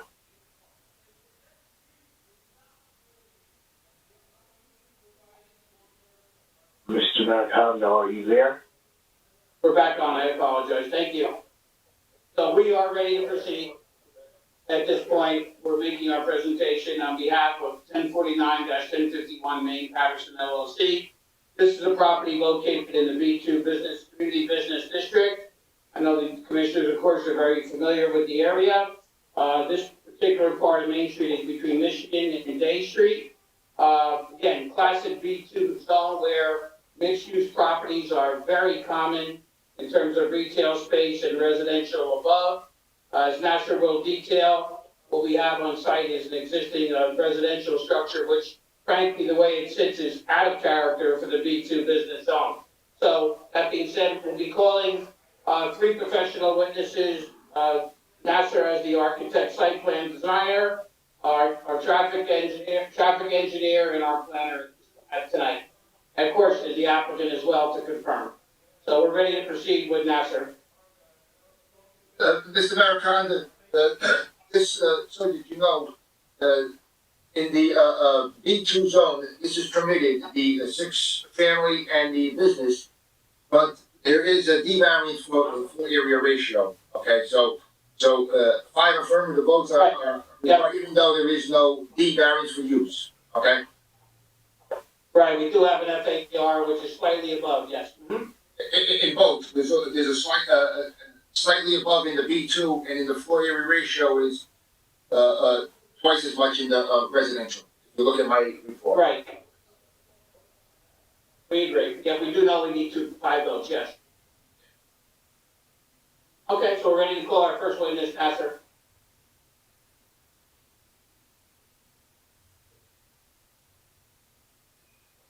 Anyone that want to swear on me? Okay.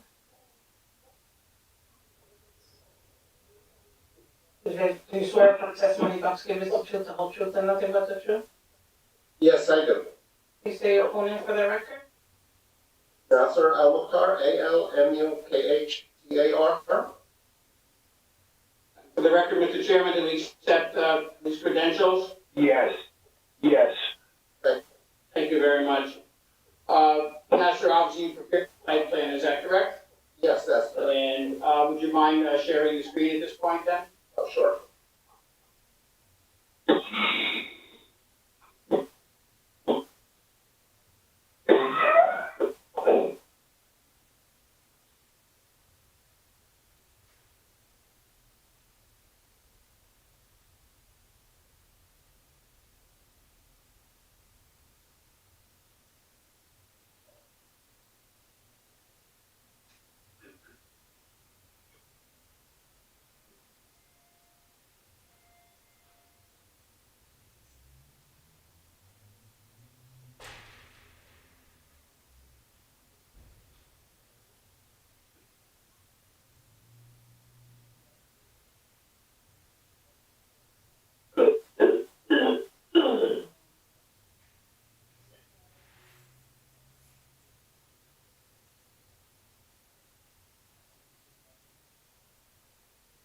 Is it clear now, Sherry? We're okay to proceed, Mr. Chairman? Yes, go ahead. I'm waiting on you. Okay. Okay. So again, this is 1049-1051 Main Street. This is located, as per the zoning map, it's located in the B2 district. So the proposed use, as Mr. Paparazzi has mentioned, is a permitted use, but we do have a variance that the planner will provide testimony for the FAR. This is the existing site plan. This site sits on the southeasterly corner of the intersection of Main Street and Michigan Avenue. Now, sir, can you again, pardon the interruption, give the date, and you have a revision date as well. I only have one revision date, but can you give it for the record? Yes, sure. So the drawings are dated August 25th, 2020, with a revision date August 2nd, 2021. Thank you, that's the plan we have, I have. Thank you. So again, back to the existing site condition. Currently, there is a three-family dwelling.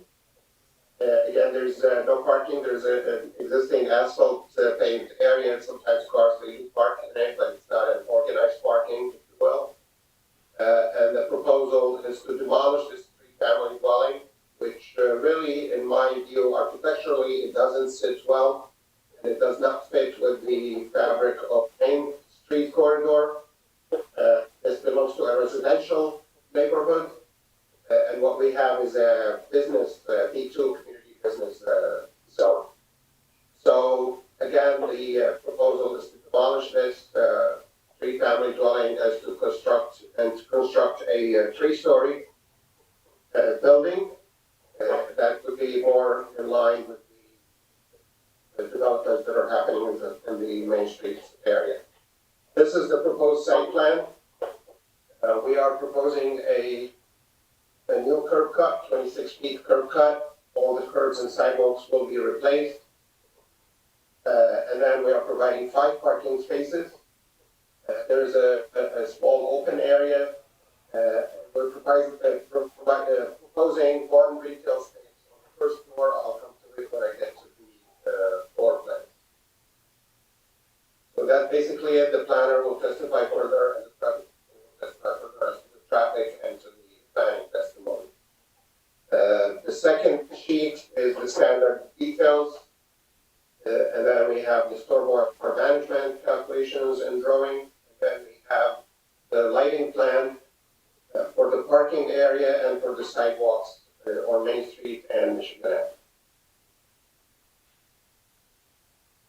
As far as the floor plans are concerned, we are proposing a basement that would be serving the structure, a gas meter room. This building will be sprinklered.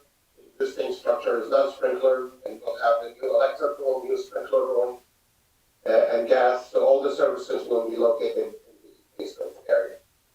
First floor will have a retail store, which is a small retail store for the community, 1,263 square feet. And then there's an entrance to the rear connecting to the parking lot, to a lobby, a set of stairs, and an elevator that leads up to the upper floors, and this would be only accessed by the residents. The upper 2 floors, we're proposing 3 apartments on each floor, 3 2-bedroom units.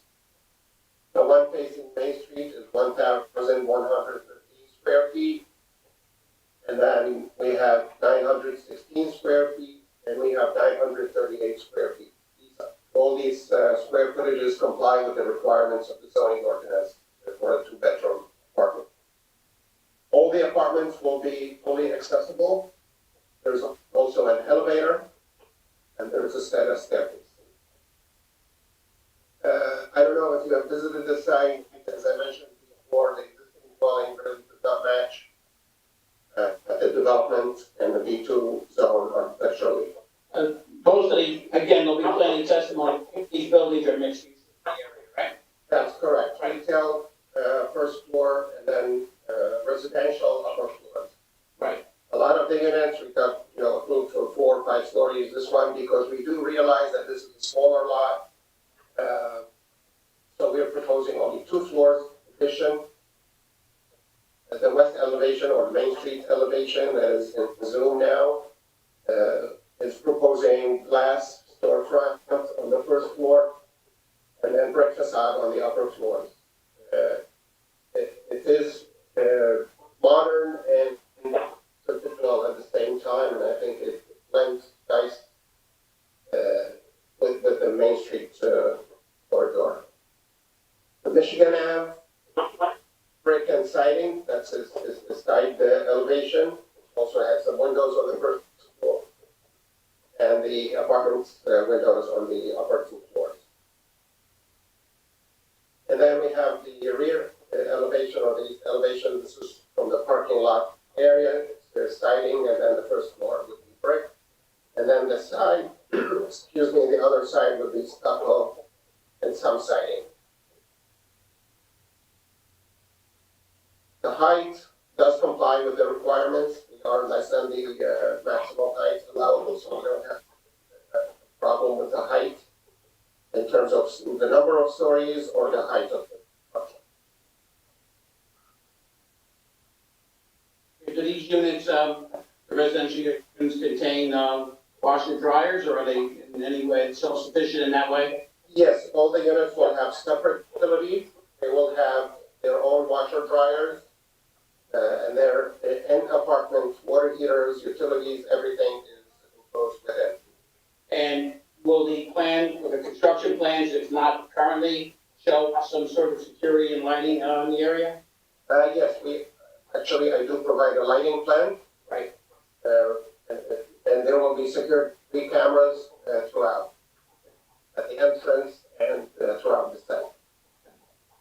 That will conclude Nasser's testimony. Bearing in mind, he's doing architectural testimony only in this case. So again, if there are any questions based on his testimony so far, that we would ask you at this time to address those to Nasser. We'll be calling the traffic engineering and planning testimony to follow. Okay, Chairman, thank you. A few things, Mr. Maricondo, is there somebody going to testify on what retail use? In other words, like restaurants or anything with chairs and tables? Is somebody going to testify? No sit-down uses. I'm sorry, I couldn't cover that with Nasser's testimony. And there'll be no liquor stores or anything of that, no laundromat or anything of that nature. Okay, nothing that involves additional parking, right? Right. Okay. All right. Nasser, let's see. Okay, this plan is fine that you have up. You see where you have your waste and recycling? Yes. Okay. How do you get it out to Michigan Avenue? It looks like there's curb around the site. If you follow along Michigan Avenue up by around the ADA space, there's all curbing. How do you get the dumpsters to Michigan Avenue? Yes, that's actually a good note, and we can, I can address that. We can remove those curbs. We can provide some ramps so that it will be easy for them to roll it out when the pickup comes in. I can adjust the drawings, no problem. Okay. What about air conditioning and heating? Is it a PTEC system or do you know that? You didn't show it, I didn't see it anyway. Yeah, usually we do PTEC systems with condensers, small condensers up on the solar. Okay. I would also ask that you wrote that on the plan, if the plan is approved along with the revision for the dumpster, okay? Yes. All right, also, and I know we have a planner, but you do have the zoning chart on your map, so, in the mixed use, and I'm sure you're familiar with that, Nasser, the code in Paterson says to satisfy both uses. So, for the B2 zone, the business zone, I have the maximum lot coverage, which is 60 and 94.3 is proposed. Floor area ratio, 2 is the max and 2.3 is proposed, which is a D variance. 7 parking spaces are required just for the business. A total of 19 are required and 5 are proposed. Then I have 2 that you don't have listed. You don't have a rear setback. 25 feet is required and 4 feet is proposed. That's not listed. And again, parking 3 feet from the property line and 0 feet is proposed. That's not listed. So you need to also list those, again, if the application gets approved in your revision, okay? Sure, no problem. And now for the 6 family, There are several that are not listed. One, the minimum lot area for 6 family is 9,300 square feet, and 3532 is what is proposed. That's not listed. The minimum lot width is 90 feet, and 50.06 is proposed. That's not listed. The rear setback is 25 feet, and 4 feet is proposed. That's not listed. No front yard parking is allowed, and front yard parking is proposed, which have a corner lot. And 3 feet, no parking 3 feet to the property line, and 0 feet is proposed. That's also not listed. And then the variances that we do have are there is an open space requirement of 1,500 square feet based on the apartments, and 454 square feet is proposed. The parking, which I just alluded to, the maximum lot coverage for the 6 family is 40%, and 94.3 is proposed. Floor area ratio is maximum 1.2, and 2.3 is proposed, which is your D variance, which is twice the amount. Side setback 4 feet is proposed, and 4 feet is required, and 0 is proposed. Front setback on Michigan is 20 feet, 0 is proposed. Front setback on Main Street, 20 feet, and 0 is proposed. So I have those for the variances. And again, if I know your planner is going to address them, but if your application is approved, it would be you would have to include those additional variances that are not listed. Yeah, I will revise the drawings to reflect that, no problem. Okay. All right, that's all I have, Mr. Chairman, for now. Any commissioners have questions from the architect?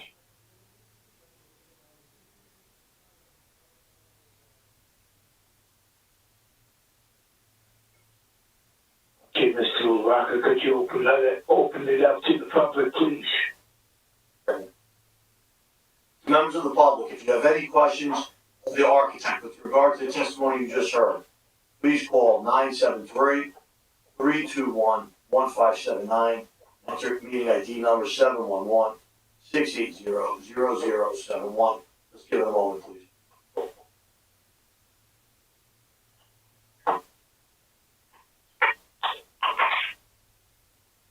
We have no callers.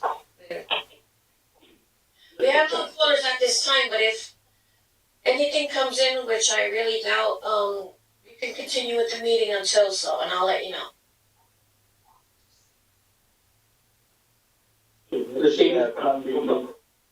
Yes, thank you. Call Mr. John Kurak, Stonefield Engineering. No callers yet, Mr. LaRocca. We stop, Should we go, yeah, we should go back to our screen, correct? Yeah, I can share my own. Yep. Please raise your right hand. Swear firm testimony about to give us the truth, the whole truth, and nothing but the truth. I do. Say your full name for the record. Sir, it's John Korak, last name spelled C-O-R-A-K. John, just state for the record, your professional licensing and credentials at this time. Certainly licensed professional engineer in the state of New Jersey, Bachelor of Science in Civil Engineering from the College of New Jersey, expert in the field of traffic and transportation engineering, prepared over 100 traffic studies for land development applications. I've been accepted before over 50 boards in the state of New Jersey and appeared before this board twice in December of last year. Mr. Chairman, we accept him? Yes. Thank you. All right. Mr. Kurak, obviously, in terms of preparing for your testimony to review the site plan, and you've also heard the testimony this evening, in addition to your own study you conducted? Yes, I have. Okay, would you give us the benefit of your analysis from an engineering perspective? Yes, certainly, and it's great to be back in front of the Board of Adjustment, third time in about the past month or so for different South Paterson projects. And in reviewing this project and reviewing some of the other projects that we've testified to recently, I think it goes to show what a strong area this is, seeing lots of good development applications. And it's an area that I'm particularly fond of and really like the projects that we're working with here. South Paterson has great character to it, great diversity, a mix of interesting places. It's got a mix of different residential types and sizes. You have a number of markets, so the supermarkets, the outdoor farmers markets, different retailers, industrial uses, and schools in the area.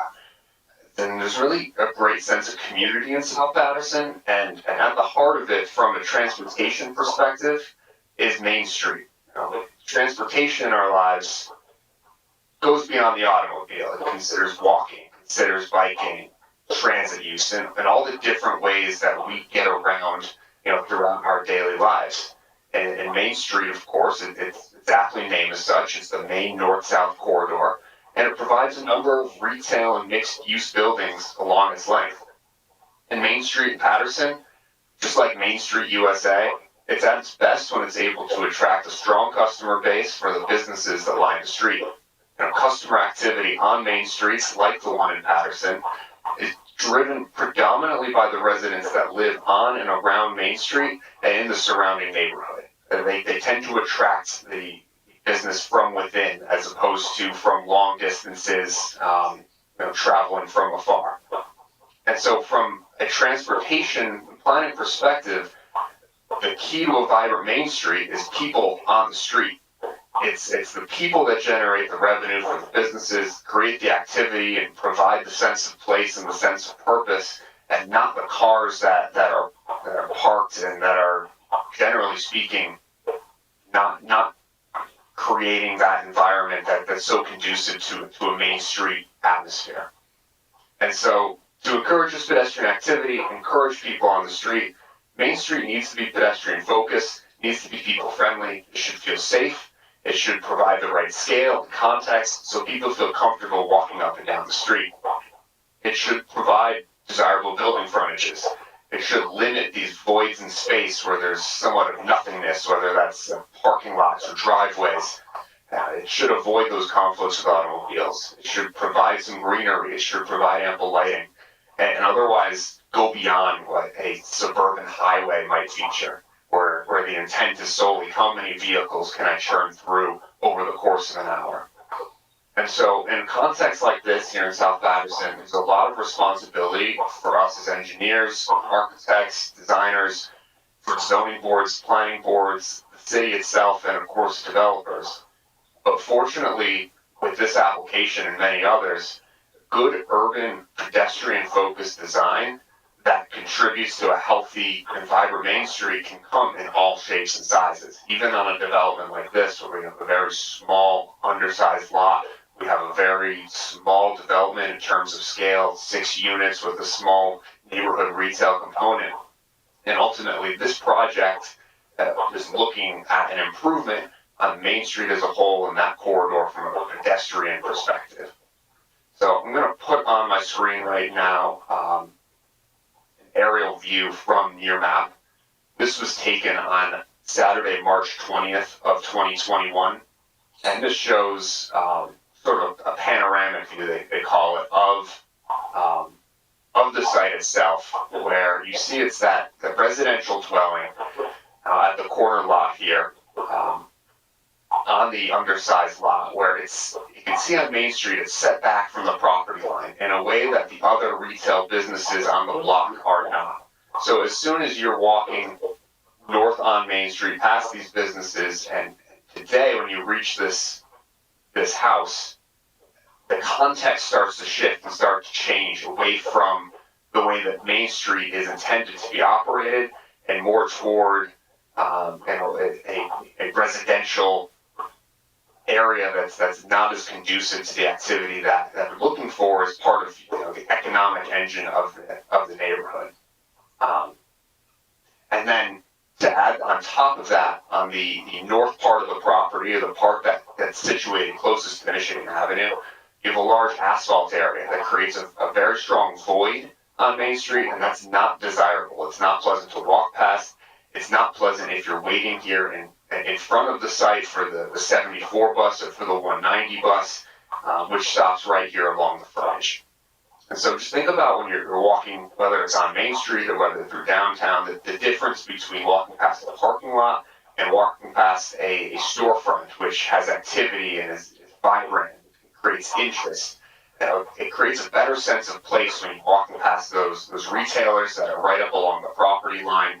They can sort of connect with the community in ways that a surface parking lot cannot. And so what we have today is that surface parking lot that's not connecting with the community. And what we're looking at in the future is a development that will better connect with Main Street, with that pedestrian activity that's on the corridor.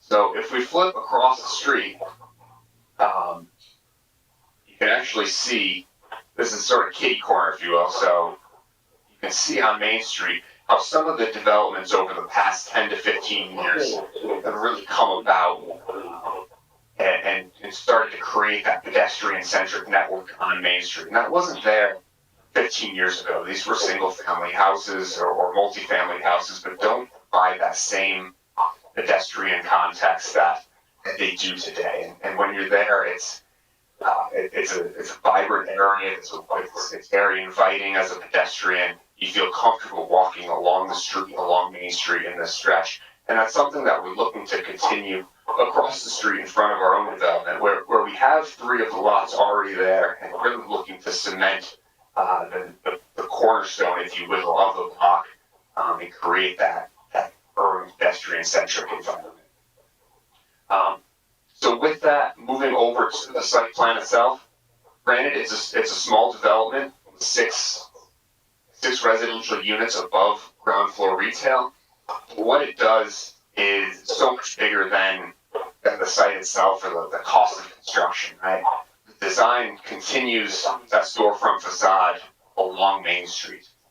It shifts the parking that exists along Michigan Avenue, it shifts it all the way to the rear of the site, away from that pedestrian area on Main Street, providing street trees along the corridor, and ultimately an aesthetic improvement to the Main Street corridor that's so very important for these walkable communities. Now that being said, the lot is undersized, and because of the size of the lot, we are limited in the parking that can be provided. The requirement of parking for this site is 18 spaces, and it is physically impossible to place 18 standard parking spaces on this site. Aside from that, even more impossible would be 19, Gary, but I appreciate that clarification. And so providing that parking supply, the full parking supply, would certainly take away from the improvements that this development makes to Main Street. It would take away from the pedestrian focus of Main Street. It would sacrifice a community benefit in improving this lot for Main Street and for the community as a whole for that of a few vehicle owners at the subject property. Right. The Main Street corridor, and this site location in particular, it's well equipped to handle and support housing that lacks automobile ownership. So for one, vehicle ownership rates are declining, and that's well documented. Vehicle prices are astronomical, both new and used. Vehicle maintenance is burdensome, it's expensive. You can fix fewer and fewer vehicles yourself, and gas prices continue to rise. And all of these factors, which are playing a big part in some of the recent inflation that's going on across the country, this has resulted in lots of people looking for housing that can accommodate their lifestyle without a need for an automobile. And this is an area that can support those prospective tenants because there's easy access to the markets, pharmacies, restaurants, retail facilities, schools, 24-hour transit service with the 190 bus, all the things that make Main Street great. The bus stops in front of the site, I'll highlight again, it makes for an excellent commuting option, right? You're looking for somewhere to live that can take you to your place of work. The 190 goes right into the city, 24-hour service, great headways during the peak periods, and it stops again right in front of the site itself on Main Street and right across the site headed the other direction with easy crosswalk connects. On top of that, we have technology advances in the past few years, expansion of ride shares like Uber and Lyft that make longer distance travel, the infrequent trips that you need to take available at a click of a button. And really what this comes down to is it's much more practical to rent an apartment in a location like this without owning a vehicle in a way that was not practical 5 to 10 years ago. That said, we're not saying that there's going to be 6 brand new units with nobody owning a car. We do have 5 parking spaces on the site. That they're configured to essentially provide the maximum amount of parking that we can. So we do have the tandem configuration. So at most, that comes down to 3 units that are either without vehicles or need to park elsewhere. And at the end of the day, tenants select housing that supports their needs. If the parking is completely rented out, the prospective tenant knows they can't bring an automobile and expect to park it on site. On the other side of that, providing too much parking increases the cost of the development unnecessarily, and that cost then gets passed on to residents in the form of higher rent. So this is especially unfair when residents who don't own vehicles are essentially subsidizing those that do. Ultimately, this is a very small development. It has 6 residential units and a neighborhood retail use. But the redevelopment of this property from that existing 2.5-story dwelling that's set back and it doesn't tie in well with the rest of the block on Main Street. This redevelopment can have a very strong and profound impact on Main Street. The continued vitality and growth of Main Street as an economic engine, it's reliant on projects like this. It's one lot at a time. Where we've seen it across the street, we've seen it even within this block, where one lot at a time things or different properties are being redeveloped to become more pedestrian centric, to become more walkable, increase the activity on the corridor.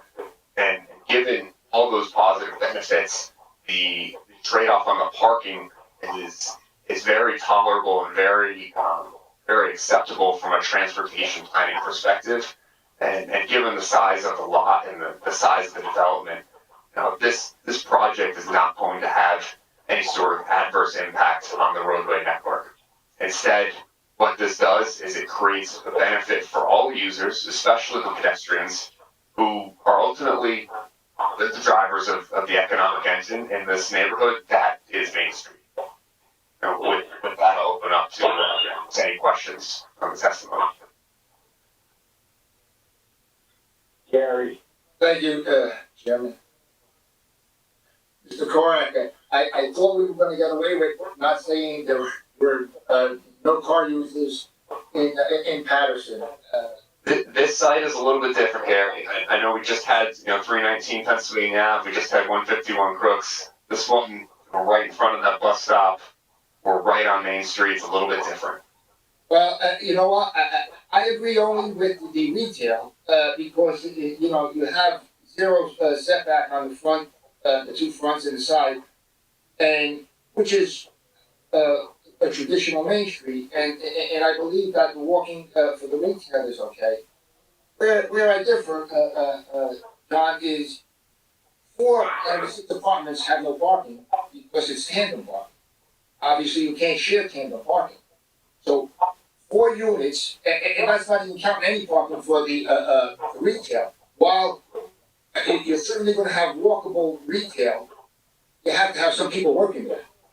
And I'm not sure everybody, including workers, are going to walk to the store. But like you said, where I disagree is the 4 out of the 6 units, only because of the size of the lot, and proposing tandem parking. Only two apartments have a parking, and I know the buses on Main Street, but there are so many issues with the bus. This is not an open area, with road construction, accidents, bad weather. That bus is not as regular as, you're talking as if it was a clear street, and that is not the case. Listen, the total shortage is 14 spaces. Even if you disregard the retail for walking customers, you got to figure at least 2 workers, so that you're going to be short 10 spaces in a place that it's tough. Main Street's tough. hopefully Michigan is a little bit better. And it's been my observation all my years in Paterson and in other towns as well. Seems like parking is the last thing they look at. You know, when you go for renting an apartment, obviously the money and the condition of the apartment and the location. And then when you jump on, then the parking becomes the issue. You know, and we've had a lot of people speak about parking in Paterson from well, everyone who comes in. You know, it's just tough. And as the chairman alluded to, I mean, every application is going to have some a parking problem, but what you have to do is sort of pick and choose, I guess, where and that's why I refer to the commissioners on how the parking can be best suited. But for the most part, I agree with your scenario on the why the setbacks are zero and obviously the lot coverage is so high because the lot is so small. But you are going from a 3-family to a 6-family and a business, which, you know, you're more than doubling the action there. So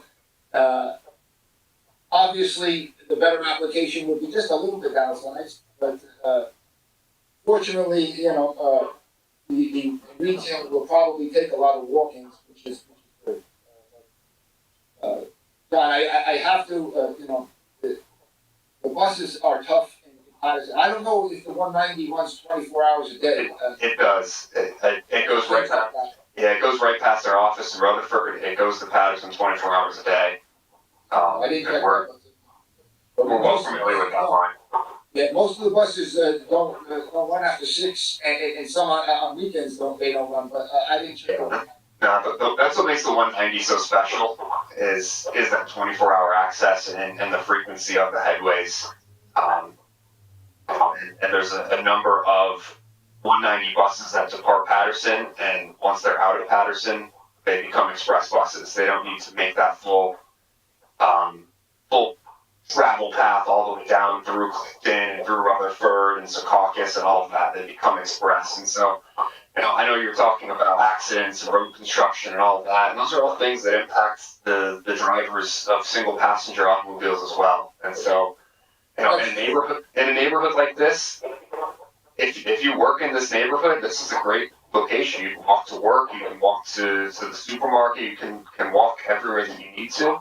And if you need to go a little bit longer distance for something specialty, we have Ubers, we have Lyfts, ride shares. We have more options now than we've ever had before.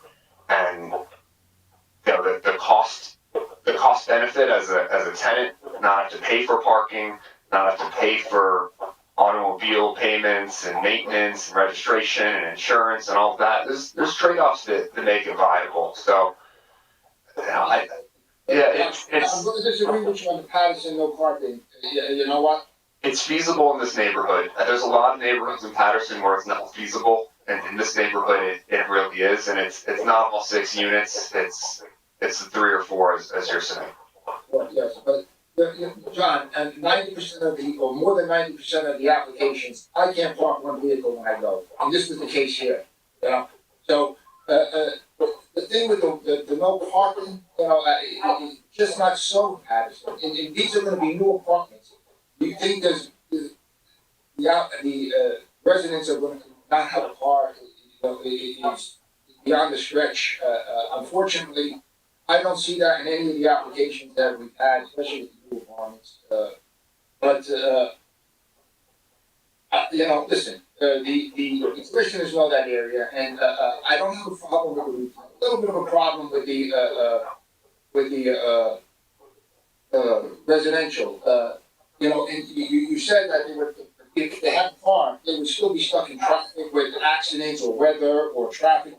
But the difference is, if they had parking, they would have their space and they wouldn't be on the street. And that's where, you know, that's where the bus difference is. You know, there is an impact. Whether it's less than some of your applications, obviously, yes, it is less than a lot of your applications. But there is an impact. I think the benefit of the development as a whole, the extension of the pedestrian network on Main Street and pushing up to that zero setback, whereas compared to what we have there today, more than makes up for it, in my opinion. But Well, John, don't you think maybe if it was, let's say, 3 1-bedrooms or 2 or 6 1-bedrooms, would it be a better application? I don't know that it would change 6 1-bedrooms versus 6 2-bedrooms. I'm not sure that's going to change the parking Well, impact. the chances are, no, it doesn't for RSIS, but the probability of maybe 2 cars it would be less. You know, like, because all the reasons you've given about nobody having a car in Paterson, which is, is a better chance with 1 bedroom to 2 bedroom. That's what I'm trying to say. The lot is small. You got to remember, John, you go from 3 units to 6 in a business. You're more than doubling what's there. You know, and you only have 3,500 square feet. You know, I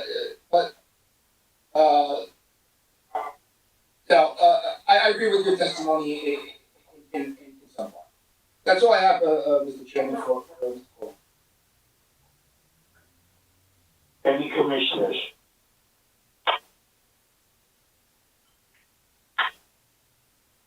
This is Commissioner Watkins. Are there any more witnesses that have to come on before I say anything? We have one personal witness for Matt Flynn, and the applicant will just ratify the testimony briefly. Okay, I'll wait till all your witnesses have spoken. Thank you.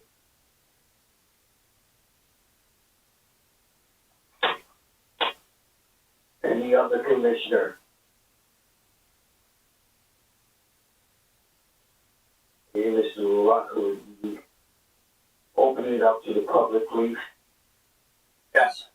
To the members of the public, if you have any questions of this witness, please call 973-321-1579 and enter meeting ID number 711-680-0071. Let's give it a moment.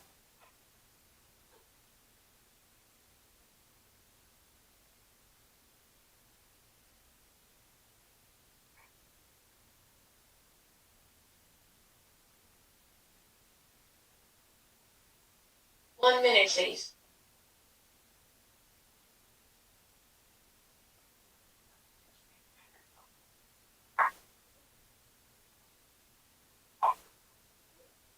We have no callers at this time, Chairman and Commissioners.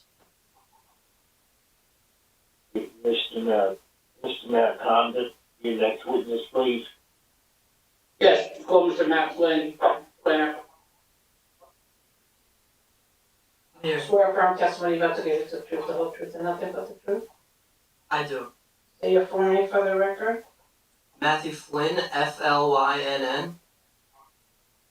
Thank you. Matt, for the record, your professional affiliation, licensing. Sure, so I work at the office of the John McDonough Associates. That's 101 Gibraltar Drive in Morris Plains, New Jersey. I have my professional plans license in the state of New Jersey, as well as my national certification, which is the AICP. My education comes from Rutgers. Sorry. My education comes from Rutgers. I have a master's degree in planning and public policy. You appeared before multiple municipal boards. I have. Ask for his acceptance, Mr. Chairman. Yes, yes. All right, Mr. Flynn, obviously you've had the opportunity, as we proceeded tonight, to hear the architectural testimony and the traffic engineering testimony of Mr. Kurak. So I'll leave it to you with regard to the planning testimony at this time and the variance is being sought. Thanks. I think that Mr. Kurak did a really good job at describing kind of the nature and the character of the surrounding area. Just Right. for the He kind of stole some of your thunder, I think, you know. I was thinking this. It's true, but yeah, I do have an exhibit that kind of just shows a little bit more of the surrounding area. I can just flash through it quickly. Sure.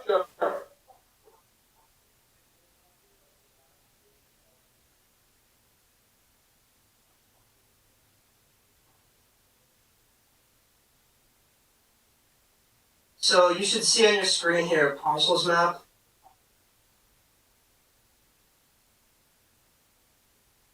I don't know if everyone can see this. It's there. Alright. So yeah, obviously we are dealing with one tax lot, block 7012, lot 18. It is a 3,532 square foot lot, which is undersized in terms of zoning in both the B2 zone as well as the R3 zone, which does present some practical difficulties with, again, providing the parking. But I do think that the applicant has kind of struck a balance in terms of producing a building here that has an adequate parking supply in terms of the retail and the residential that's proposed. Just to slide over to the aerial map here, which is sheet 2 of this exhibit. We are along Main Street, which we'll see in the next slide with the color-coded map that this is really an area characterized by mixed-use developments, as our traffic engineer has already stated. It's kind of hard to see here, but we did see aerial imageries already that showed that surface parking lot that is right on the corner there. Certainly, we do need a front yard parking variance, as Mr. Paparosi mentioned. And we'll see that in some of my other photographs here, but we do see that the impacted land use in terms of that front yard parking is actually a gas station, which has a substantial surface parking lot anyway. So I think that it's important to know that the land use that's impacted by that variance is another parking lot. Again, here we do see building to building separation. The buildings are quite close together. Again, not leaving much space for any voids. So I think that certainly contributes to a desirable pedestrian environment. So here's a color-coded land use map. This comes from Mod 4 data, tax data. We see that purely residential properties are yellow, and mixed use or purely commercial properties are generally red, aside from, I think, one property on the right there that showed up as yellow. So obviously this application will actually bring the property more closer in conformance with the established character along Main Street, which is mixed use, commercial, residential, or pure commercial for the most part. Whereas right now we do see that yellow lot that is purely residential. And I think that by virtue of the fact that that is residential, and we'll see it, some of these other uses certainly do tower over the existing dwelling. It is, I think, to some extent out of place, being a purely residential property. Shifting here to the zoning map, we are in the B2 business zone. Here we do have Main Street, which is obviously a commercial corridor that's kind of nestled between two different residential zones. So there is obviously a residential influence here, but I think that the application really does intend to be closer in conformance with the other B2 properties, the other commercial and mixed-use properties, as opposed to trying to fit in with some of these purely residential properties to the east and to the west of Main Street there. So just to provide a couple more just aerial photographs here, I think that we can see that, again, the buildings directly to the right along Main Street have no front yard setback. They are right up to the property line, which is actually a good thing, as Mr. Paparosi mentioned, definitely not creating a void in the pedestrian environment. And as opposed to what we see on the subject property, which is we are a little set back.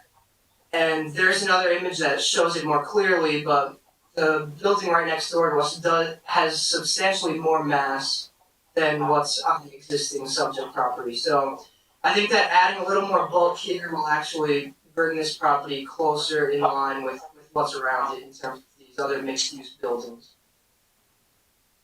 Second photograph spins us around to looking from Michigan Avenue. We do see a very wide curb cut, which will be tightened up as a result of the proposal. Right now, it's almost the entire frontage along Michigan Avenue. We're going to tighten that up to, I believe, about 26 feet or the width of about 3 parking stalls. We do see some vehicles parked here, but I think that is really a result of there not being any parking restrictions on the property currently.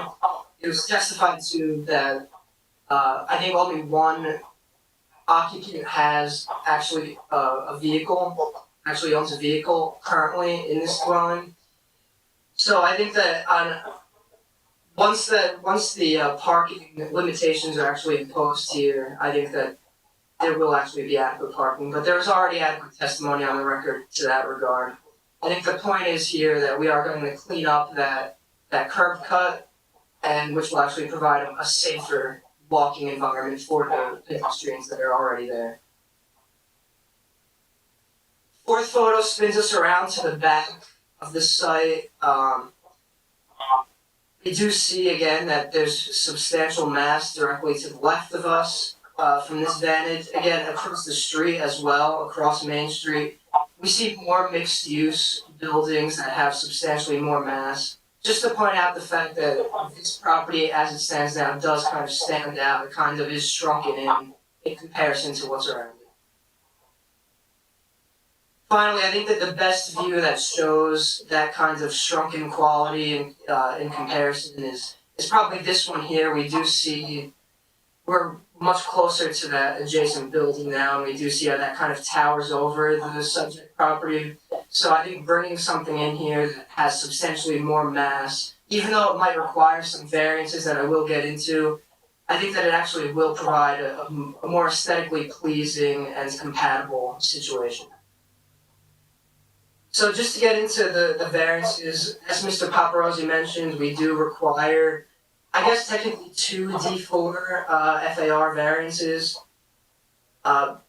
Seeing that we are mixed-use buildings, so we have to comply with the FAR requirements of 2 zones, not just the one that we're in. So we do need an FAR variance for the B2 zone, which requires FAR of 2 as a maximum. We're proposing 2.3. Similarly, the R3 zone requires 1.2 FAR, and again, we're proposing 2.3. The essence of the FAR test, I think, really comes from the Randolph Town Center case, which basically has to do with, can the site accommodate the problems associated with the additional density or FAR, basically the additional mass that's being introduced here. In terms of the positives or the benefits here, I think that, and again, Mr. Kurek did go over this, but just to, I guess, hit it home here, the project does promote positive economic development and the commercial intent of the B2 zone, adding in a residential population to support local businesses that are all around here, new housing, bringing consumers to this commercial area for around-the-clock population.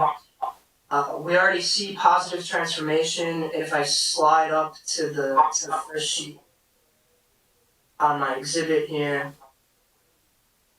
to the left of the screen here, block 6902, lot 9, was actually a 5-story, I believe 30-unit building that was approved a couple of years ago. So I think that there is, and I only know that because my office testified to that project, as well as I think some of the other professionals on this current application. But I only say that just to say that, you know, there is positive transformation here. It is becoming a much more pedestrian-oriented area. So I do think that that certainly goes towards the positives. Improved living conditions, improved economic viability of the area, adding value and quality to the area. In terms of the negative criteria, in terms of simply the FAR-D variance, again, this application I think is really intended to fit in with the other commercial properties rather than the residential properties that are around this B2 zone. I say that just to say that I think it makes good planning sense to aim closer to the FAR that's permitted in the B2 zone, because that is actually what we see in this B2 zone. We see properties that are closer to those bulk requirements than the residential requirements. We do see substantially, not oversized buildings, but substantially more massing in these other buildings around us. So in that regard, I think that we're only talking about an FAR variance of 0.3 over required FAR in the B2 zone, which is not a substantial deviation. It won't really be perceivable in the public eye, especially considering, all the benefits that we're getting aesthetic. In terms of substantial detriment to the surrounding neighborhood, again, there is substantial mass around us that right now the subject site stands out. So in terms of impacts to the surrounding neighborhood, I think that this is actually a site betterment for sure in terms of that FAR variance. There's already testimony on the record in terms of parking capacity. I think that we really kind of drill down on that. So I think that parking is really one of the key indicators of can we accommodate the proposed massing and density. So just to get into some of the subsidiary bulk variances in terms of the C variances.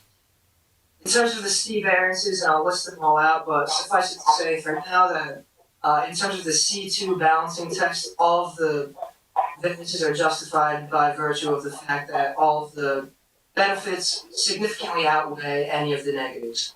We do have a long list of variances, but I'll mention that most of those actually come from the R3 zone, which permits the six dwellings. In terms of the B2 zone that we're in, and again, I think this is the zone that we really want to comply with the most in terms of aesthetics and neighborhood compatibility and zone compatibility. There's far less variances.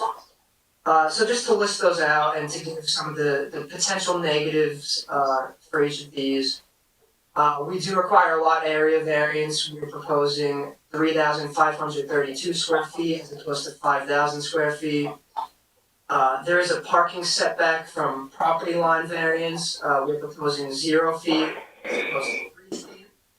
Again, this is continuing the existing variance. There is an existing surface parking lot there that we've seen already. Not only are we kind of continuing that variance, we're improving the aesthetic quality of it and the safety aspect of it by channelizing that access point.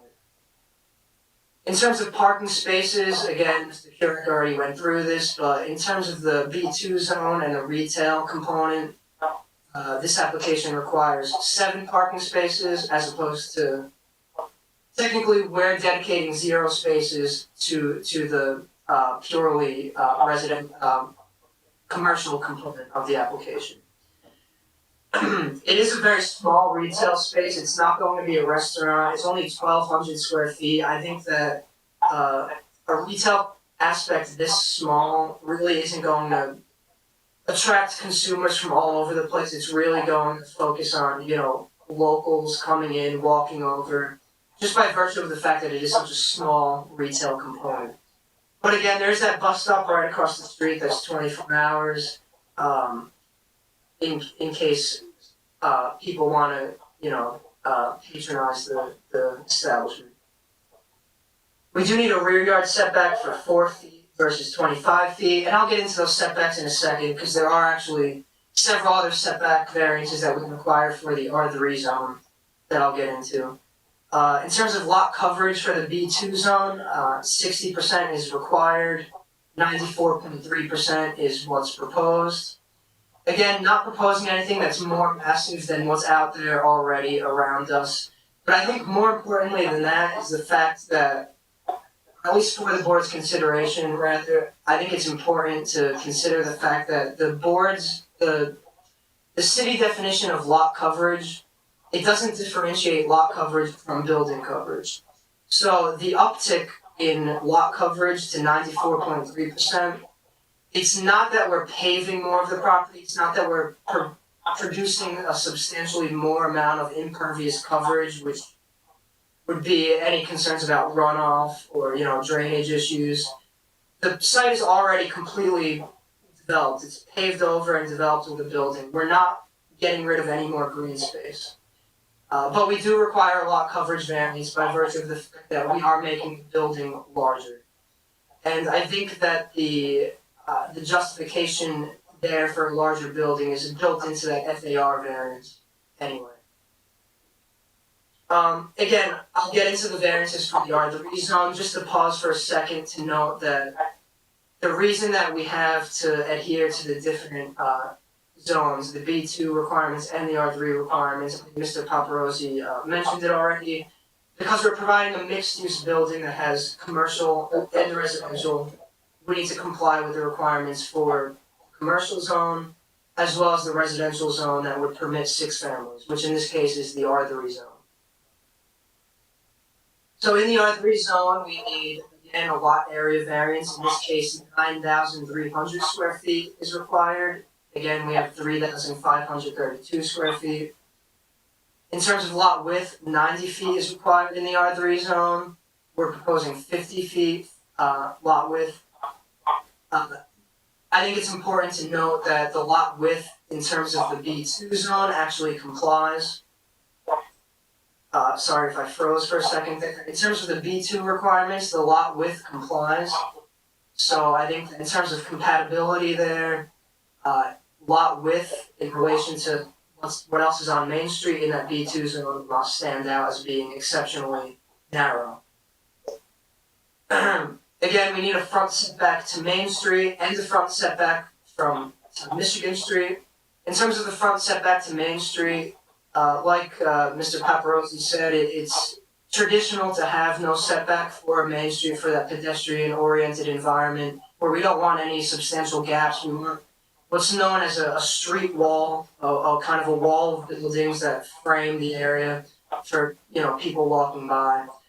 The front setback to Michigan Street, there already is parking right up to that property line, but I think that in addition to the fact that we want no setback along Main Street, the same kind of goes true for Michigan Street in that we are a corner lot, so accentuating the or in other words, getting the most out of the visibility of this corner lot. I think having 0 setback to either street is actually a good thing. It'll accentuate the corner in a pretty nice way in an area that's already seeing some positive aesthetic improvements. Also a rear yard setback, we're proposing 4 feet as opposed to 25 feet. So just to run through those setback, we need a front setback, 2 front setback variances, a side setback, and a rear setback. I think we saw in the drone shots that I provided that none of these. I think that this shot here is pretty good to show some of these rear yard variances. In this shot here, the other properties that front Main Street are behind the subject site, and I think we can see that having a lack of a rear yard isn't necessarily out of context with the area. I'll say that substantial setbacks in the area are certainly not characteristic of this pedestrian-oriented area. And I'll pause here again just to say that these setback variances come from the R3 zone. And if we look to the left of the subject site here, that happens to be an R2 zone, but I think the point is that a purely residential zone, it makes sense to provide these variances, but to apply them to a B2 zone, it doesn't actually make the same amount of sense as it would to apply it to a purely residential area. So lot coverage, Madam Vice President, we've covered the parking variances in the course of John's testimony, so basically lot coverage you've also covered as well earlier. The lot coverage is different in the R3 zone, but it is also a lot coverage variance. In the R3 zone, only 40% is permitted. Right. And then again, the front yard parking variance comes from the R3 zone. It doesn't come from the B2 zone. Either way, I think it's justified just by virtue of the fact that that front yard parking is right across from another parking lot. So the impact of land use is another parking lot. It's not a building or a residence or anything like that. Right. And the last variance that I'll just say is actually in the R3 zone, there's an open space requirement which comes from, it's a mathematical equation per dwelling unit. So we actually require 1,500 square feet of open space as opposed to 454 square feet of open space. And this comes from Mr. Paparosi's report there. But for the same rationale for the lack of front yards, I think it makes sense to not provide 1,500 square feet of open space. That's more than a third of our property, I think, it just wouldn't be conducive to the economic vitality of this area.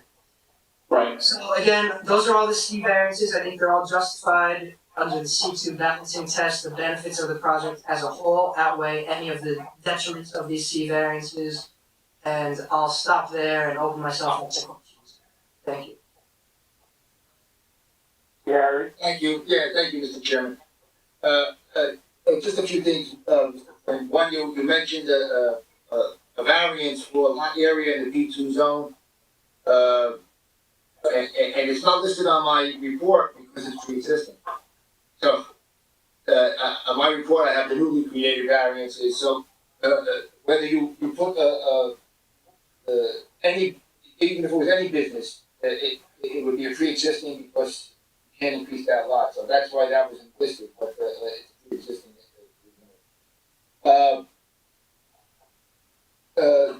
The maximum lot coverage, you mentioned the lot now is existing, almost 100% impervious, which it is probably, and, the difference here is, we're going to 94% is the entire building, so the lot here is going to be almost covered by building.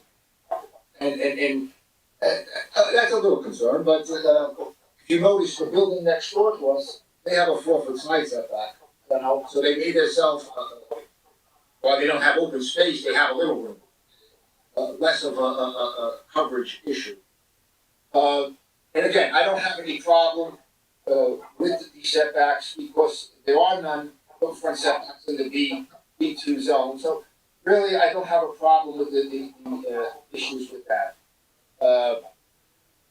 You mentioned that, there are more, buildings allowing more mass and density, and that's where the problem comes in. This is what's adding to the no parking in Paterson, and the more mass buildings you put in, the less parking you're going to have, and it's a continuing thing in Paterson. You know, I mean, I agree with the development is great, but I also have that knowledge of overdevelopment is going to cause a problem. You know, when you have overdevelopment, and I'm not talking about this site, this is a small site, but overdevelopment, you need more police, more ambulance, more fire, more infrastructure, congestion, parking, you know, so schools. So the overdevelopment creates a problem too. You know, and while Paterson needs development, they need development sort of to more or less conform a little bit, and that doesn't happen too often. But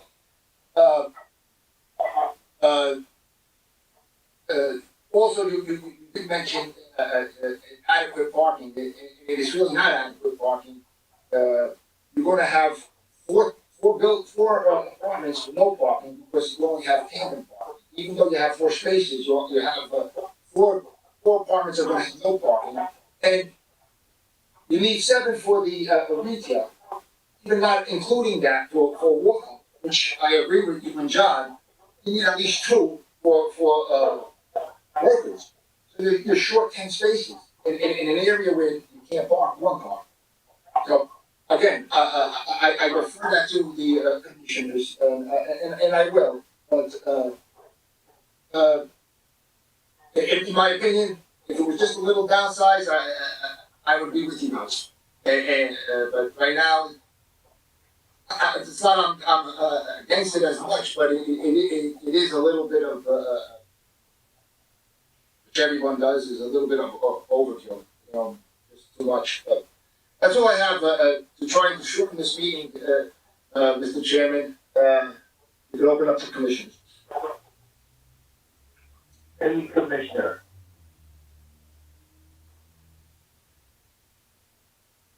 Commissioner Watkins, to me, your photos are misleading. And I'm going to say why. Coming up Michigan Avenue,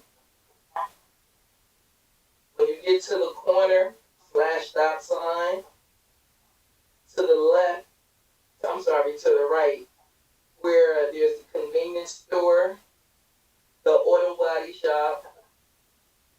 So of course, all of that whole corner is no parking. No parking whatsoever. Is the development nice? Yes, but you added the retail. When I visited the site today, there was 5 cars parked there. But I see where you want to add retail and 6 apartments. So directly across the street on Michigan Avenue, there's more development going on. So with that development that's going on top of what you want to redevelop, so I don't even know what's being redeveloped directly across the street from you. But on the Main Street side, you have the meters there. Let me tell you what I witnessed today. When I was at the corner of Michigan Avenue and Main Street, right there where the convenient and auto body shop is at, right there are a couple of restaurants. Not even a whole block away from where you're developing. A car literally was on the sidewalk in front of the restaurants, taking up the whole space where people gotta walk, not on the street double park, but on the sidewalk. When I saw that, I said, this is what it's gonna come to. Because if everybody in that area witnessed that car on the sidewalk, parked in front of the restaurant, how many other people are gonna witness the same thing and think that they can do? The only, So, I'm not finished. We have to be again. Developers, I understand you come here and got a job to do, but as commissioners, we have to be mindful of everything that goes on here. Those that will be living here, those that will choose to live and rent from you. And we see this, I don't know how many commissioners watch the city council meetings or whatever. There's so many complaints about parking in the 6th ward. So many complaints over and over again. But when I witnessed the car on the sidewalk, directly in front of the business, that was icing on the cake for me. But people are gonna choose to rent where they want to rent.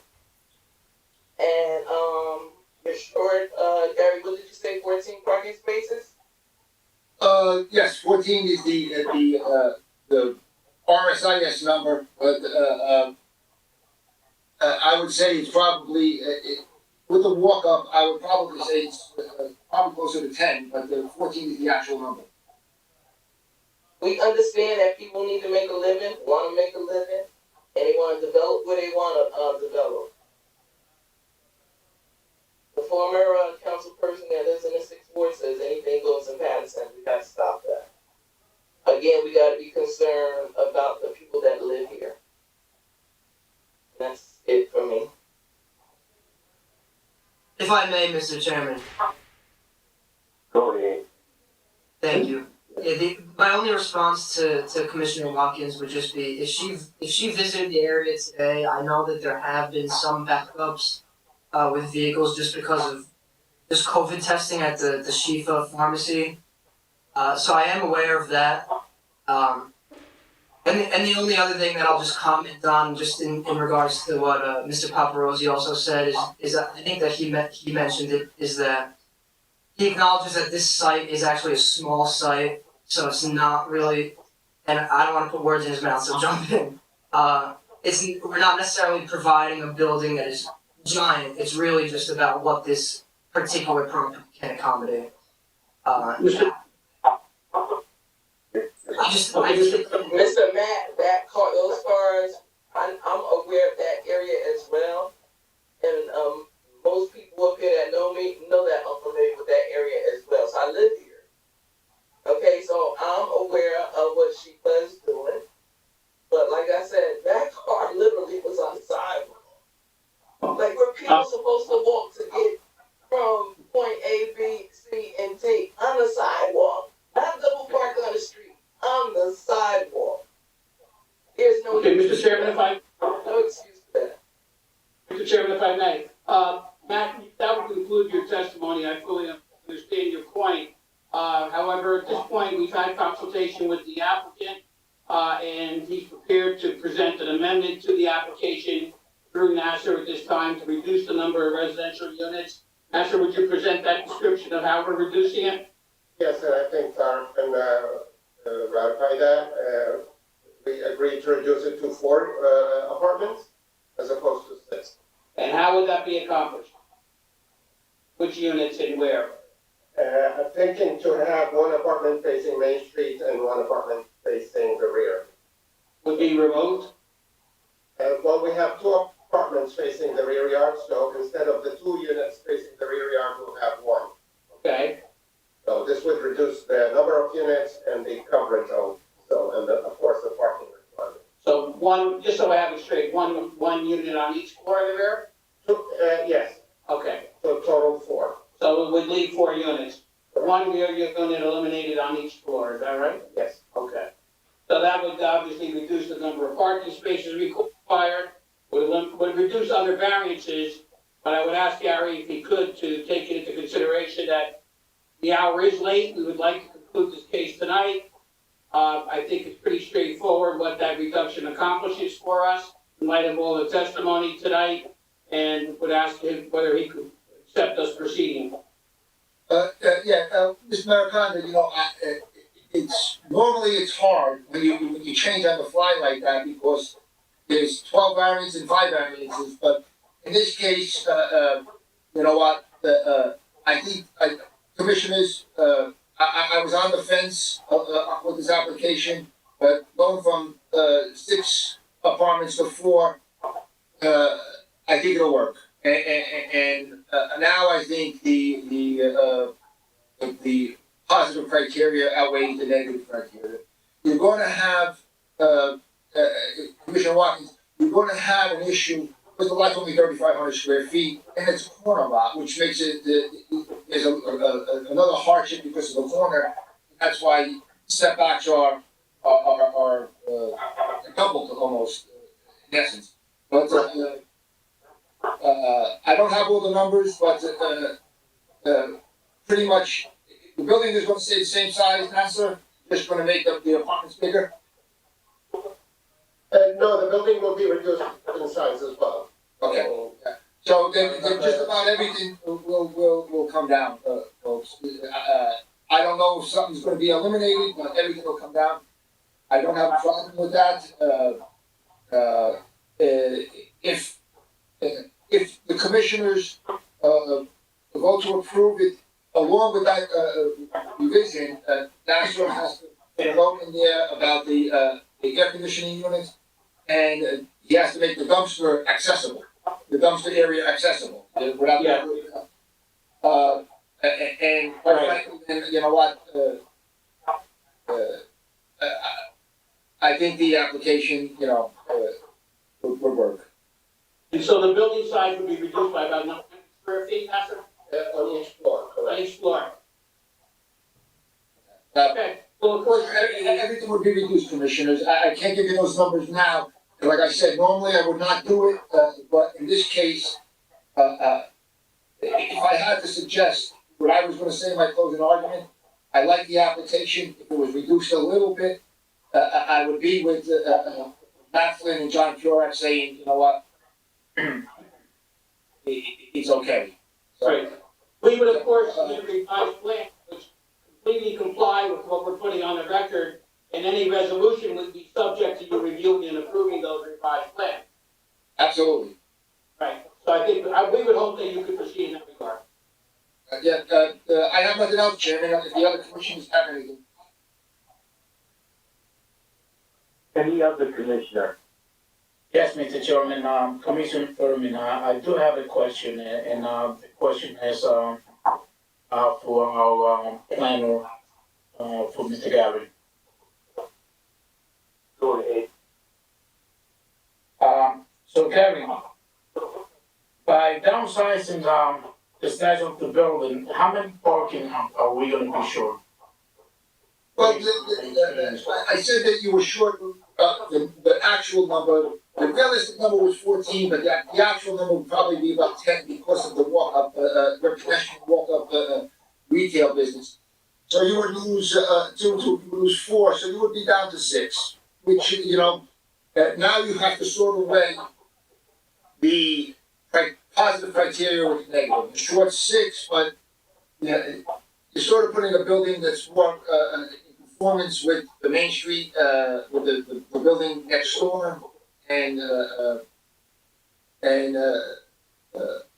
new rateable as compared to the building that's there now, where they just pull in and park. So you would lose the requirement would not the actual one, the realistic one would probably be from 10 now to 6.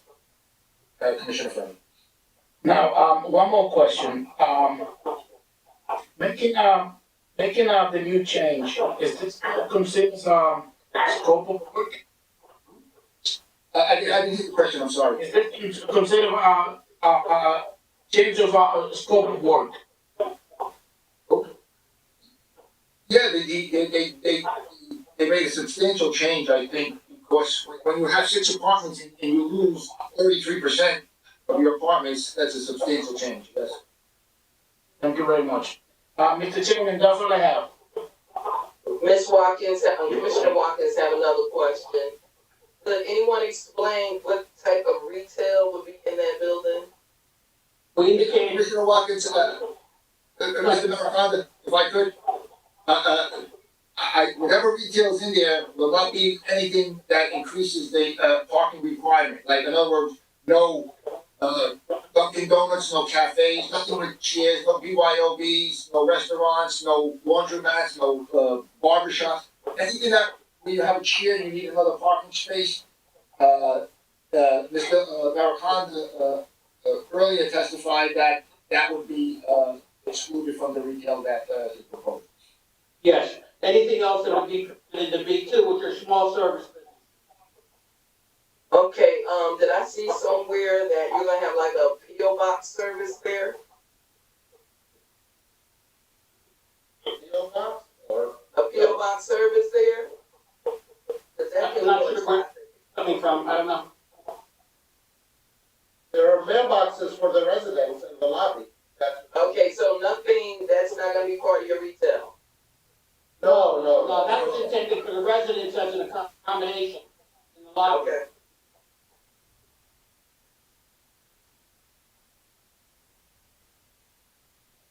Mr. Chairman, that would conclude our testimony. The applicant authorized me to conclude at this point. Okay, is there any other commissioner?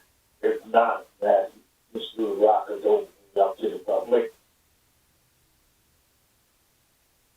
Members of the public, if you have any comments or questions you'd like to ask with regard to this application, any concerns you would like the board to consider, please call 973-321-1579 and enter meeting ID number 711-680-0071.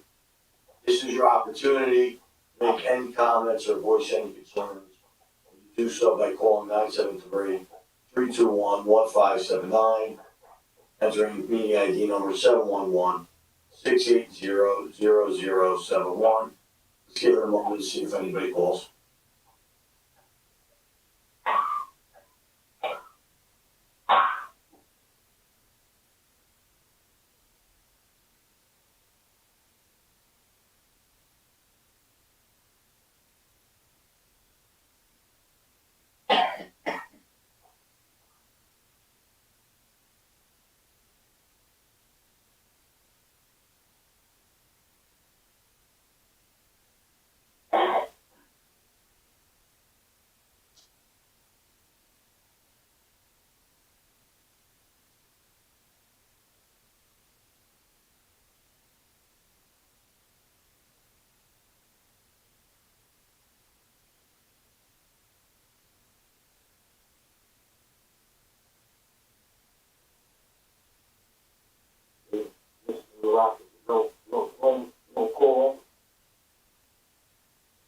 There are no no callers at this time. Chairman Daxon and Commissioners. Mr. Maricon, can you sum up, please? Chairman, I'm gonna conclude because of the late hour. I think the board has completely had an opportunity to hear and digest and consider this application. Over the 8 points we made. We appreciate your consideration and considering our substantial reduction in the application and ask for a motion for approval. Yeah. Nothing further, Mr. Chairman, just for the record, we have one retail and 4 different. That is the proposal, which we didn't have in front of us, but that is what, it was submitted.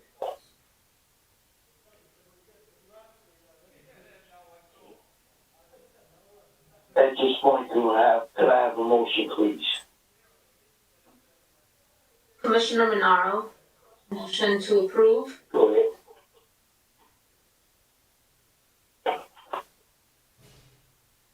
Do I have a second? Please. Commissioner, Are there, with all the conditions on the first motion? Commissioner Morales. Well, there are several conditions, because, National's not revised the whole plan. Just wanted that on the record, thank you. Is there a second? Is that me, Barak?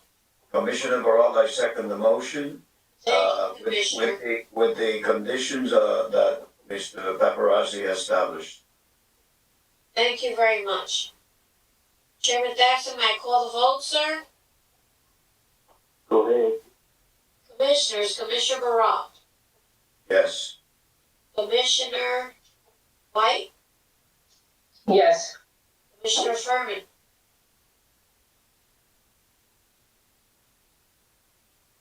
Commissioner Furman? I think it looks like he dropped off. Yeah, it appears that way, so I'm gonna skip that one. Yes, I'm here now. Oh, thank you. Your vote, sir. For the record, Madam Secretary, can I please make a comment? Absolutely, sir. Proceed. Thank you. I'm a big Patersonian. And when I see the project that will benefit our city, love it. My vote is yes. Thank you, Commissioner. Commissioner Minauro. Yes, Maggie. Thank you. Commissioner Watkins.